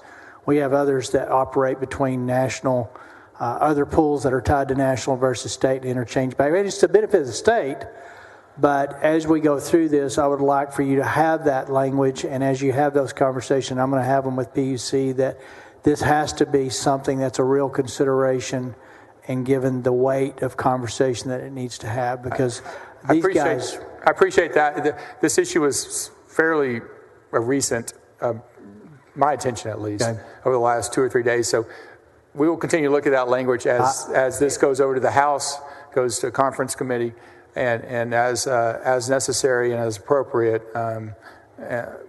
delineate whether or not it needs to be added to the bill. Sure. Well, I appreciate that, and I hope between now and conference, final bill out of here, that they can be a legitimate consideration inside the statute, so we don't have to leave it up for politics or anything else at the time. So thank you for that. Thank you, Senator. Senator Campbell, what purpose? To ask the author some questions. I mean, you've been sitting next to him for all session. You know, You're right. I yield. You're recognized. Thank you. I do want everybody to understand and make sure I understand that RTC must be implemented before the PCM. Is that right? Yes, that is real-time co-optimization must be implemented before the PCM is fully effective. And we know that's very important because real-time co-optimization is important because it can save billions of dollars because of its efficiency. That's my understanding. I believe it is a goal of the PUC to do so. You've been a very vocal and very on point regarding RTC, and I fully expect they will pay full heed to that. Thank you very much. And members, I think you would agree, but asking it as a question, you would agree that this truly is the this bill, 2012, is the guardrails for the other electric bills that we've passed and all the work that we've done. Is that correct? This is the PCM guardrail bill that puts into effect parameters regarding that program. That was the program that the PUC Commission voted on, that they were moving forward with, but this puts the legislative stamp about how we, as representatives of the people of Texas, believe that program should be implemented. Absolutely. Thank you very much. Thank you so much for the work and including everybody, and for not just looking at one thing that went wrong, but everything, incorporating everything. So thank you very much. Thank you, Senator. Thank you, Senator Campbell. As a doctor, you became a doctor of our electricity system the last several years. Thank you. The Secretary will call the roll. Alvarado, Betancourt, Birdwell, Blanco. 28 ayes, 3 nays. The rules are suspended. In the intent calendar, the chair now lays out on second reading committee substitute for Senate Bill 2012. Secretary, read the caption. Committee substitute Senate Bill 2012 relating to electricity services. You're recognized on pass. Oh, we have an amendment. Secretary will read the amendment. Floor amendment number 1 by Johnson. Senator Johnson, you're recognized. Thank you, Mr. President. And Chairman Schwerten, I want to echo really almost the exact same conversation we had on Senate Bill 7. And thanks to staff, thanks to Lieutenant Governor and his staff, everybody for working on this. We've kind of reached a similar resolution with regard to the costs of reliability services under Senate Bill 2012, that we are again ensuring that we don't accidentally shift costs that are otherwise assigned to load to small businesses and residential customers. Same language, same purpose, same desired result. Have I fairly assessed what we're doing here? Exactly, Senator. This is the firming requirement for load that we saw, the improved language that we saw in Senate Bill 7, that we added that firming requirement language in this bill, Senate Bill 2012, and it's the exact same language and acceptable to the author. Thank you. And Mr. President, if I might use just in the interest of efficiency, my quick comment on what we're doing here, if it's all right. At this time. Yes. No, but the bill in general, taking the amendment represents the process we've been going through of accepting input from multiple members of the committee and others to improve the bill, to make it, because the PCM that is addressed in Senate Bill 2012 was highly controversial, remains controversial, gave a lot of people a lot of concerns, and the objective of this bill is to set some parameters that reassures people that implementing this reliability service is not going to run wild and destroy the market, but to the contrary is intended to assist the market. There are still changes that many people, including me, would like to see made, but because of the progress we've made and because of the hard work that has been done on the bill, I am supporting it going forward with the hope that we'll continue the process all the way through the end of session. Before the end of session. Senator Johnson, did you want to Did you say you wanted to reduce your comments to writing when you? I wasn't clear on that. I don't think they're that good, Mr. President.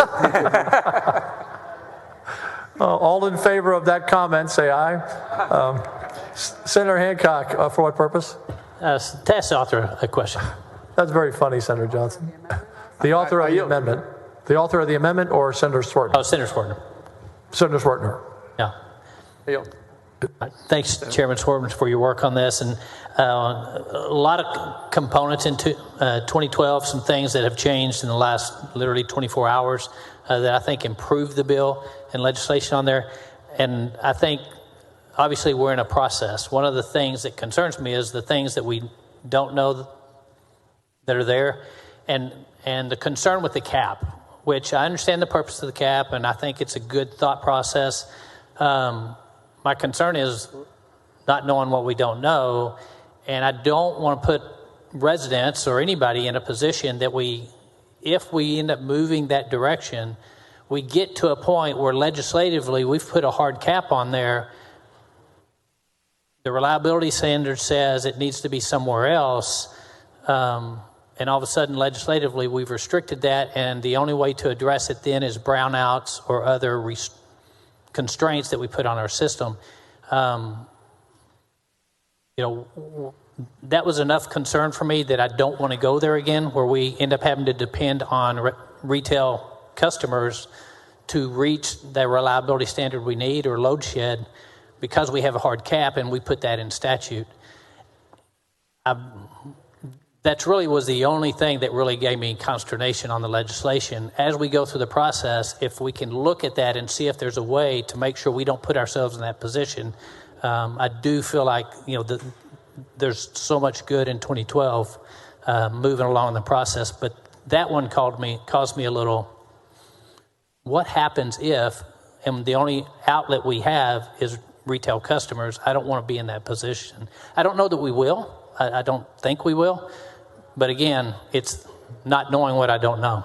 I understand, Senator. The cap, as we discussed, was after the E3 report that said the PCM would cost $5.7 billion, but it would say 5.2 because of diminished RUCking, diminished ancillary services, and better efficiency and ORDC curve changes or less high prices, essentially. So that $500 million, if they're going to say it costs that net, then they need to put their money where their mouth is, was the thought. But I'm open to further discussion about that. We certainly want enough money in the system that incents dispatchable generation. I would point to the DRS that is an avenue that the PUC, if that bill were to pass, could actually flood more money through that avenue for dispatchable and still have a cap on the PCM. But the amount of the cap and how you figure the cap has been an ongoing conversation. I look forward to working with you and adjusting as necessary with further input as we go through the legislative process. And with your word that that's something that we looked at to make sure that we don't put our retail customers in a bind because we have a legislative cap on it, that I'm sure we can live with it other ways. I'd just like to make sure that we have that address on there. Then look forward to supporting you on the bill. I'll work with you in that way anyway. Thank you. So I was slightly confused if that was on the amendment or the amendment on the bill. You're recognized on the amendment. Let's just put it that way. It's certainly acceptable to the author. I move adoption of floor amendment number 1. Senator West, no, you're okay? All right. Your amendment is adopted the long way around there. Thank you. Any objection? It's adopted. There is an amendment. Secretary will read the amendment.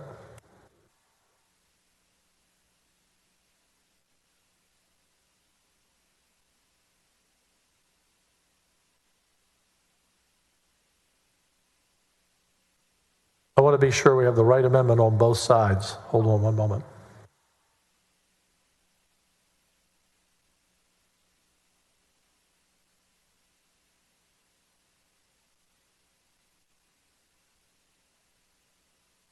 Okay, we're good. It's the right amendment on both sides. Senator Menendez, you're recognized. I'm sorry. Secretary, read the caption. Floor Amendment number 2 by Menendez. You're recognized. Thank you, Mr. President. Members, first, once again, thank Chairman Swartner for working with us on this. This amendment will simply remove the safety net provision, Committee Substitute 2012. The bill originally required the PUC to build generation and have it rate-based instead of market-based. And so what the amendment will remove that requirement, eliminating the rate, requiring the rate-based generation. I would prefer that wholesale market prices influence retailer costs because I want to keep those wholesale costs low in order to keep the retail rates costs low. So if you build rate-regulated generation, it concerns me that people would not want to build any other kind because you can't compete against the guaranteed rate of return. And so I appreciate you taking this amendment, and I think we're making progress as we make these bills better, and I think it's a great collaborative effort. So thank you very much, and I believe it's acceptable to the author, Mr. President. Is it acceptable? Yes, members, just for clarification, the original bill had a safety net that required the PUC to build generation if after 4 years the PCM wasn't working. Then we changed it to an allowance, and now this is just striking it. It's going to be for future legislatures to address that, but really with the other changes that we're doing through the other bills, as well as hopefully the passage of Senate Bill 6, which is of course the backup system, that would never come into fruition. And so I thought it was appropriate to remove this provision of the bill. So move adoption. Any objection? Hearing none. Amendment is adopted. Thank you, Mr. There is an President. Thank you, amendment. members.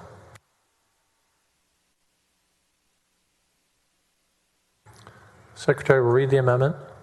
Floor amendment number 3 by Zaffarini.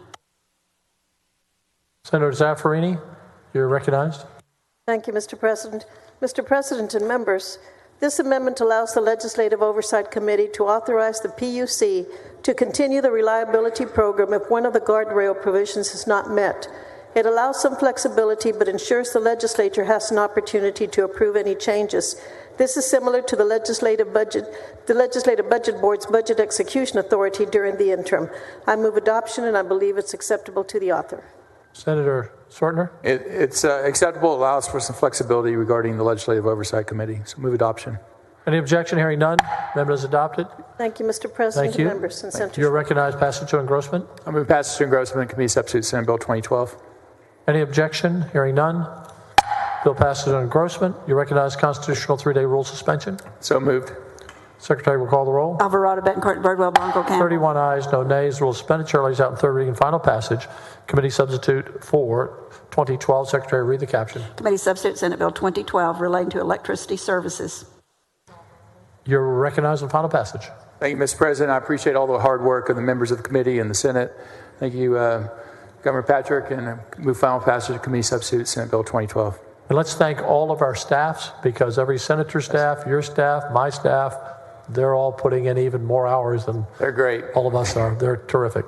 Secretary will call the roll. Alvarado, Betancourt, Birdwell, Blanco. 31 ayes and no nays. Thank you, Senator. Great work today. Thank you. Thank you, Governor Patrick, and thank you, members.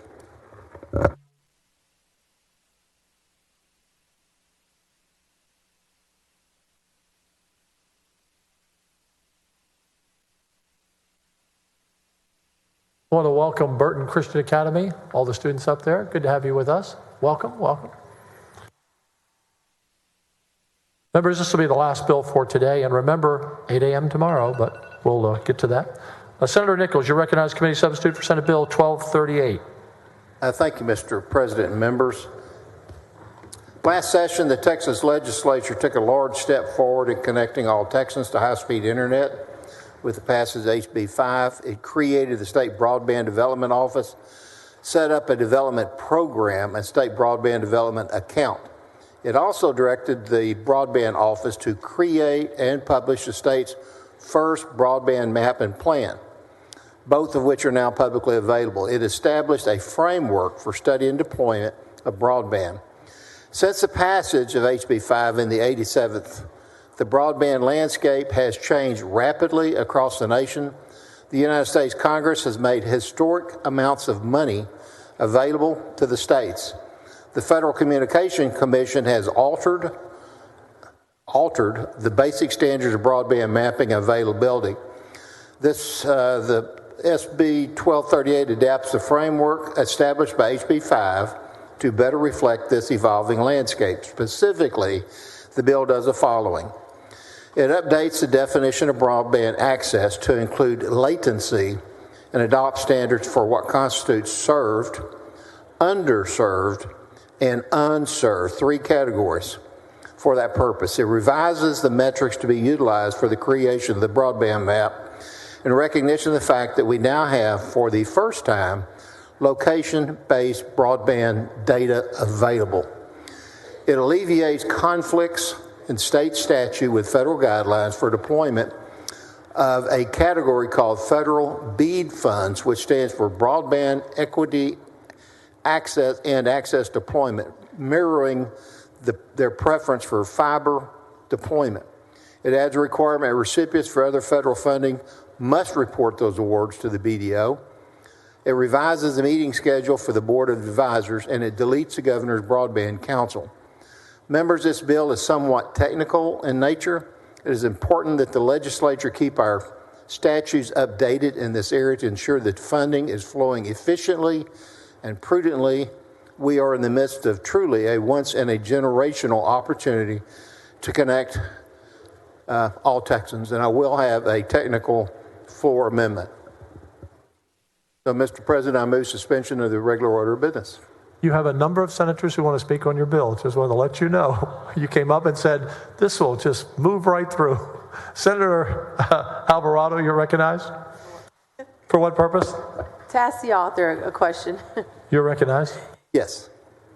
Thank you, Mr. President. Chairman Nichols, you and I have had a little conversation about this. I have just 2 very quick questions, but does this bill include language that directs the Broadband Development Office to adopt the optional labor standards recommended in the BEAD Notice of Funding Opportunity? It is not in the bill. Okay. Is there anything you want to comment on that, or is it just something that's not? Well, I answered your question, okay. But it's not even required by the federal government, so it's not in the federal government requirements, which, and it's important to remember we're on a very tight timeline here, and adopting things like that could slow it down, so it's important that we have maximum flexibility, and that's why it's not in the bill. Okay, I understand. So without labor standards in the bill, how does the state intend to address the labor shortages in the telecom industry? I mean, there's, as you know, labor shortages in a lot of industries, but just... Well, it's not really the state's role for companies to fully, it's the state, those companies' responsibility to make sure they have a quality workforce, or they cannot do the work and it will not be approved. So it's their responsibility to do that. It's not the state's responsibility to require those standards. Thank you for your time. Thank you, Senator Alvarado. Senator Hinojosa. What purpose? Will Senator Nichols yield for some questions? Do you yield? Sure, of course. Thank you, Senator Nichols, for yielding. You and I have had conversations on the framework that's being set up as to who qualifies for grants and assistance. And we have those areas and regions which have almost no broadband access whatsoever. Correct. Then we have other regions, I guess a different level, if you will, where broadband is not up to standards as we would like them to be able to be effective and usable by the residents of that region. Is that correct? That's correct. That's why we have 3 categories. Rather than saying it's served or not served, we have an area called underserved. Okay. So it's underserved in those areas. So how does the bill address the issue and the challenges of some communities went ahead and invested out of their own funds, taxpayers' money, local taxpayers' money, and some incurred debt to set up broadband to make it accessible to their residents? Are they qualified under Senate Bill 1238? If a local community wants to partner with a commercial company, then they would be qualified to receive the grants. I mean, where is that required? Is that just a Bill 1238, or is that by federal rule? I think that's in some of the rules. And I know sometimes we have a disagreement in terms of how federal law, federal regulations are interpreted. There's quite a broad number of people that disagree with that interpretation that the rule set by the federal government under broadband grants and funding does not cover and excludes communities where they have invested their own funds. Let me correct myself. It was not in the federal rules. It was in the HB 5 that we adopted last session. What we did not want to happen, I felt, as a former mayor myself, I did not think it was good to have taxing entities, governments like cities or counties, actually competing against private industry, because I just don't think that's good practice. And so when we put together HB 5 in the first place, we said those communities, whether it be a city or a county, a governmental entity, particularly if it has taxing authority, should not be competing against commercial operations and therefore would not qualify. But Senator Nichols, the problem is that some of those commercial companies did not want to invest in some of these communities because it was not cost effective and they would not make a profit. So many communities had to take it upon themselves to invest funds and incur debt for their residents to be able to provide broadband. So I don't think those communities that that took the incentive and were proactive should be penalized by not allowing them under Senate Bill 1238 to not qualify for any assistance for broadband. Well, like I said, when we passed the bill, HB 5, last session, part of that bill basically stated that concern. And this body, including yourself, voted for that bill the way it was. I would have to respectfully disagree that I do not think taxing entities should be competing in the private marketplace with commercial operators. However, all the operators that are qualified under this are not for profit. For instance, co-ops, they're not for profit. They do not issue dividends. They're owned by the entities that they serve. So they're nonprofit, quasi-governmental, and they're owned by the people they serve, yet they do not have taxing ability. They don't tax people and use that to possibly shore up competitive advantage against private companies. Senator Nichols, well, not all regions of the state have co-ops. There sure is a lot of them. I haven't found many regions and that that's don't my have. point. So now we're punishing small communities that took the initiative, that don't have a co-op, to be able to serve and extend broadband at a time that we had the pandemic, where it's very necessary to be able to provide long-distance learning, to provide access to health care, and have the business operate. I mean, so I do have some issues with the bill, and we discussed it. I think this is a start, but I do have some problems excluding those communities that were proactive, and now they're being sort of left out there on their own. When commercial companies, they were not competing against commercial companies. Commercial companies did not want to invest because there was not enough of a profit for them in those type of situations. So it's a real problem. I appreciate that. And you've talked to me about the situation in your district, and I appreciate you representing your communities in your district. And I would not qualify it as punishing them. I would say it doesn't punish them. It just does not allow them, a taxing entity, to qualify for those matching funds. Well, your bill doesn't, but the federal rules do. They don't exclude them, right? Under the bill that we passed last time, we allowed them to be part of the framework for assistance on broadband. We did not allow governmental entities in the bill.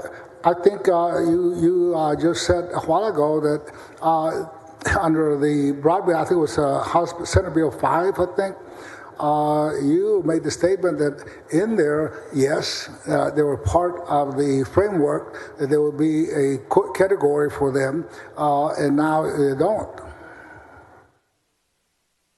If a commercial provider doesn't apply, a city non-provider can apply. So that's the catch. If you're in a city and there's not a commercial provider, then the city can apply. Okay, so now, just for legislative intent, are you saying that under Senate Bill 1238, if there's a commercial provider that doesn't or does not participate, their community will be eligible for assistance under your bill 1238? I think you can. My most efficient staff is indicating yes. Well, I do want to make sure, because I don't want my community, part of my community who were very proactive and incurred debt to be able to provide this broadband. As you well know, it was a lifeline in many areas during the pandemic when everything was shut down, that they are left out in the cold and not allowed to be able to at least attempt to receive some assistance from the state and or the federal government. Which, as you know, they set aside, I think, $5.9 billion for the state of Texas that they qualify. So let me just again restate that. So we ask, and I would ask that this comment, Mr. President, I don't want the whole conversation put part of a record, but I do want clarification that Senator Nichols made on Senate Bill 1238, that a community city who... I can repeat it. If a commercial provider doesn't apply, a city non-commercial provider can apply. So that the city would qualify and be eligible for assistance if a commercial operator were not interested in coming in to assist in providing broadband. Okay. So then a city who actually invested funds or incurred credit on their own because there was no commercial operator that wanted to come in and invest on broadband, they would qualify for assistance from the state or federal government on Senate Bill 1238. That's my understanding. Mr. President, I would ask that last exchange between Senator Nichols and myself be put into writing and entered into the journal. So the last exchange? Yes, sir. Okay. Does our team have that, Patsy? That's all right. Any objection to the motion? Hearing none. Thank you. Rules are suspended. Thank you. Mr. President, thank you, Senator Nichols. Oh, yes, the motion is adopted.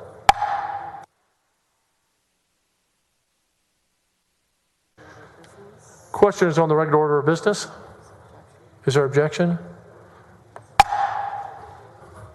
You know, Senator Nichols, I'm thinking up here, this is the king of says it won't take long for my bill. This is the king right here. I had one the other day. He said, mine won't take a second. Can I go in front of you? And I said, we were here for 40 minutes. Yes. Rules are suspended. Chair now lays out on second reading. Committee substitute for Senate Bill 1238. Secretary, read the caption. Committee substitute, Senate Bill 1238, relating to broadband development. There is an amendment. Secretary, read the amendment. Floor amendment number 1 by Nichols. It's just Senator Nichols? It's a technical correction. Yeah, we've heard that before. Any objection? Yeah. You want to explain that? Any objection? The amendment is adopted. You'll recognize passage on engrossment. The technical correction, that it was a typo where it said unserved and it's supposed to be underserved or something. They already voted for it. You're good. Thanks. Your passage to engrossment? I move passage to engrossment. Any objection? Hearing none. Now you're welcome to suspend the constitutional 3-day rule unless you'd like to come back tomorrow and finish the bill. Move suspension 3-day rule. Secretary, recall the rule. Alvarado, Betcourt, Birdwell. 31 ayes, no nays. The rule suspended. Chair lays out third reading, final passage. Committee substitute for Senate Bill 1238. Secretary, read the caption. Committee substitute, Senate Bill 1238, relating to broadband development. You're recognized for final passage. Thank you. I move final passage of committee substitute for Senate Bill 1238. Secretary, recall the roll. Alvarado, Bettencourt, Birdwell. 31 ayes, no nays. Bill's finally passed. Thank you, Senator. Thank you, Mr. President. Members.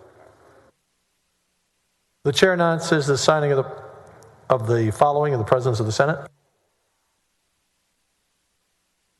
House Concurrent Resolution 73 and House Concurrent Resolution 84.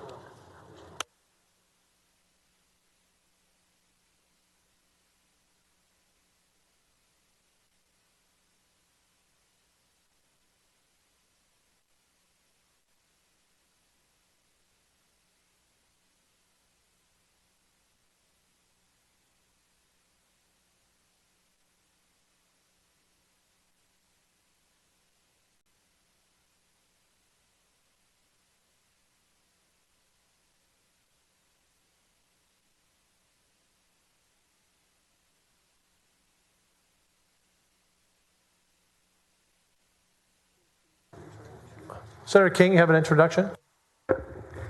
I do, Mr. President. Thank you. I want to introduce a good friend of Texas, Leah Vukmir. Leah, please stand up. Leah was in the state Senate in Wisconsin during all the turmoil about 10 years ago when they had just incredible changes under Governor Scott Walker up there. And then she ran for U.S. Senate, and I met her when she was on the national board with us at the American Legislative Exchange Council. I know she knows several other members on the floor here, and she's now with the American Taxpayers Union, and she's down here, I think, for an event tonight working on good tax policy, and we just wanted to welcome you to Texas. Thank you. Welcome. Good to have you here, Senator. President's desk is clear. Chair recognizes the Dean of the Senate. Any announcements, members? Any announcements? Senator Birdwell. Thank you, Mr. President. Because I chair two committees, I have two motions. I'd like to move to suspend the 24-hour posting rule in accordance with Senate Rules 11.10 and 11.18 and all necessary rules so that the Senate Committee on Border Security can meet in 2E.9 today, that is the press room, on April 5th upon adjournment to vote out pending business. I move suspension, Mr. President. May I also give you the other motion too, Mr. President? You may. Let me adopt this one. Any objection? The first one's adopted. Go ahead. I move to suspend the 24-hour posting rule in accordance with Senate Rules 1110 and 1118 and all necessary rules so that the Senate Committee on Natural Resources and Economic Development may meet upon adjournment and change location of our hearing, that we will continue to vote on issues related to natural resources and economic development on April 5th in the Senate press room, 2E9, to consider pending bills.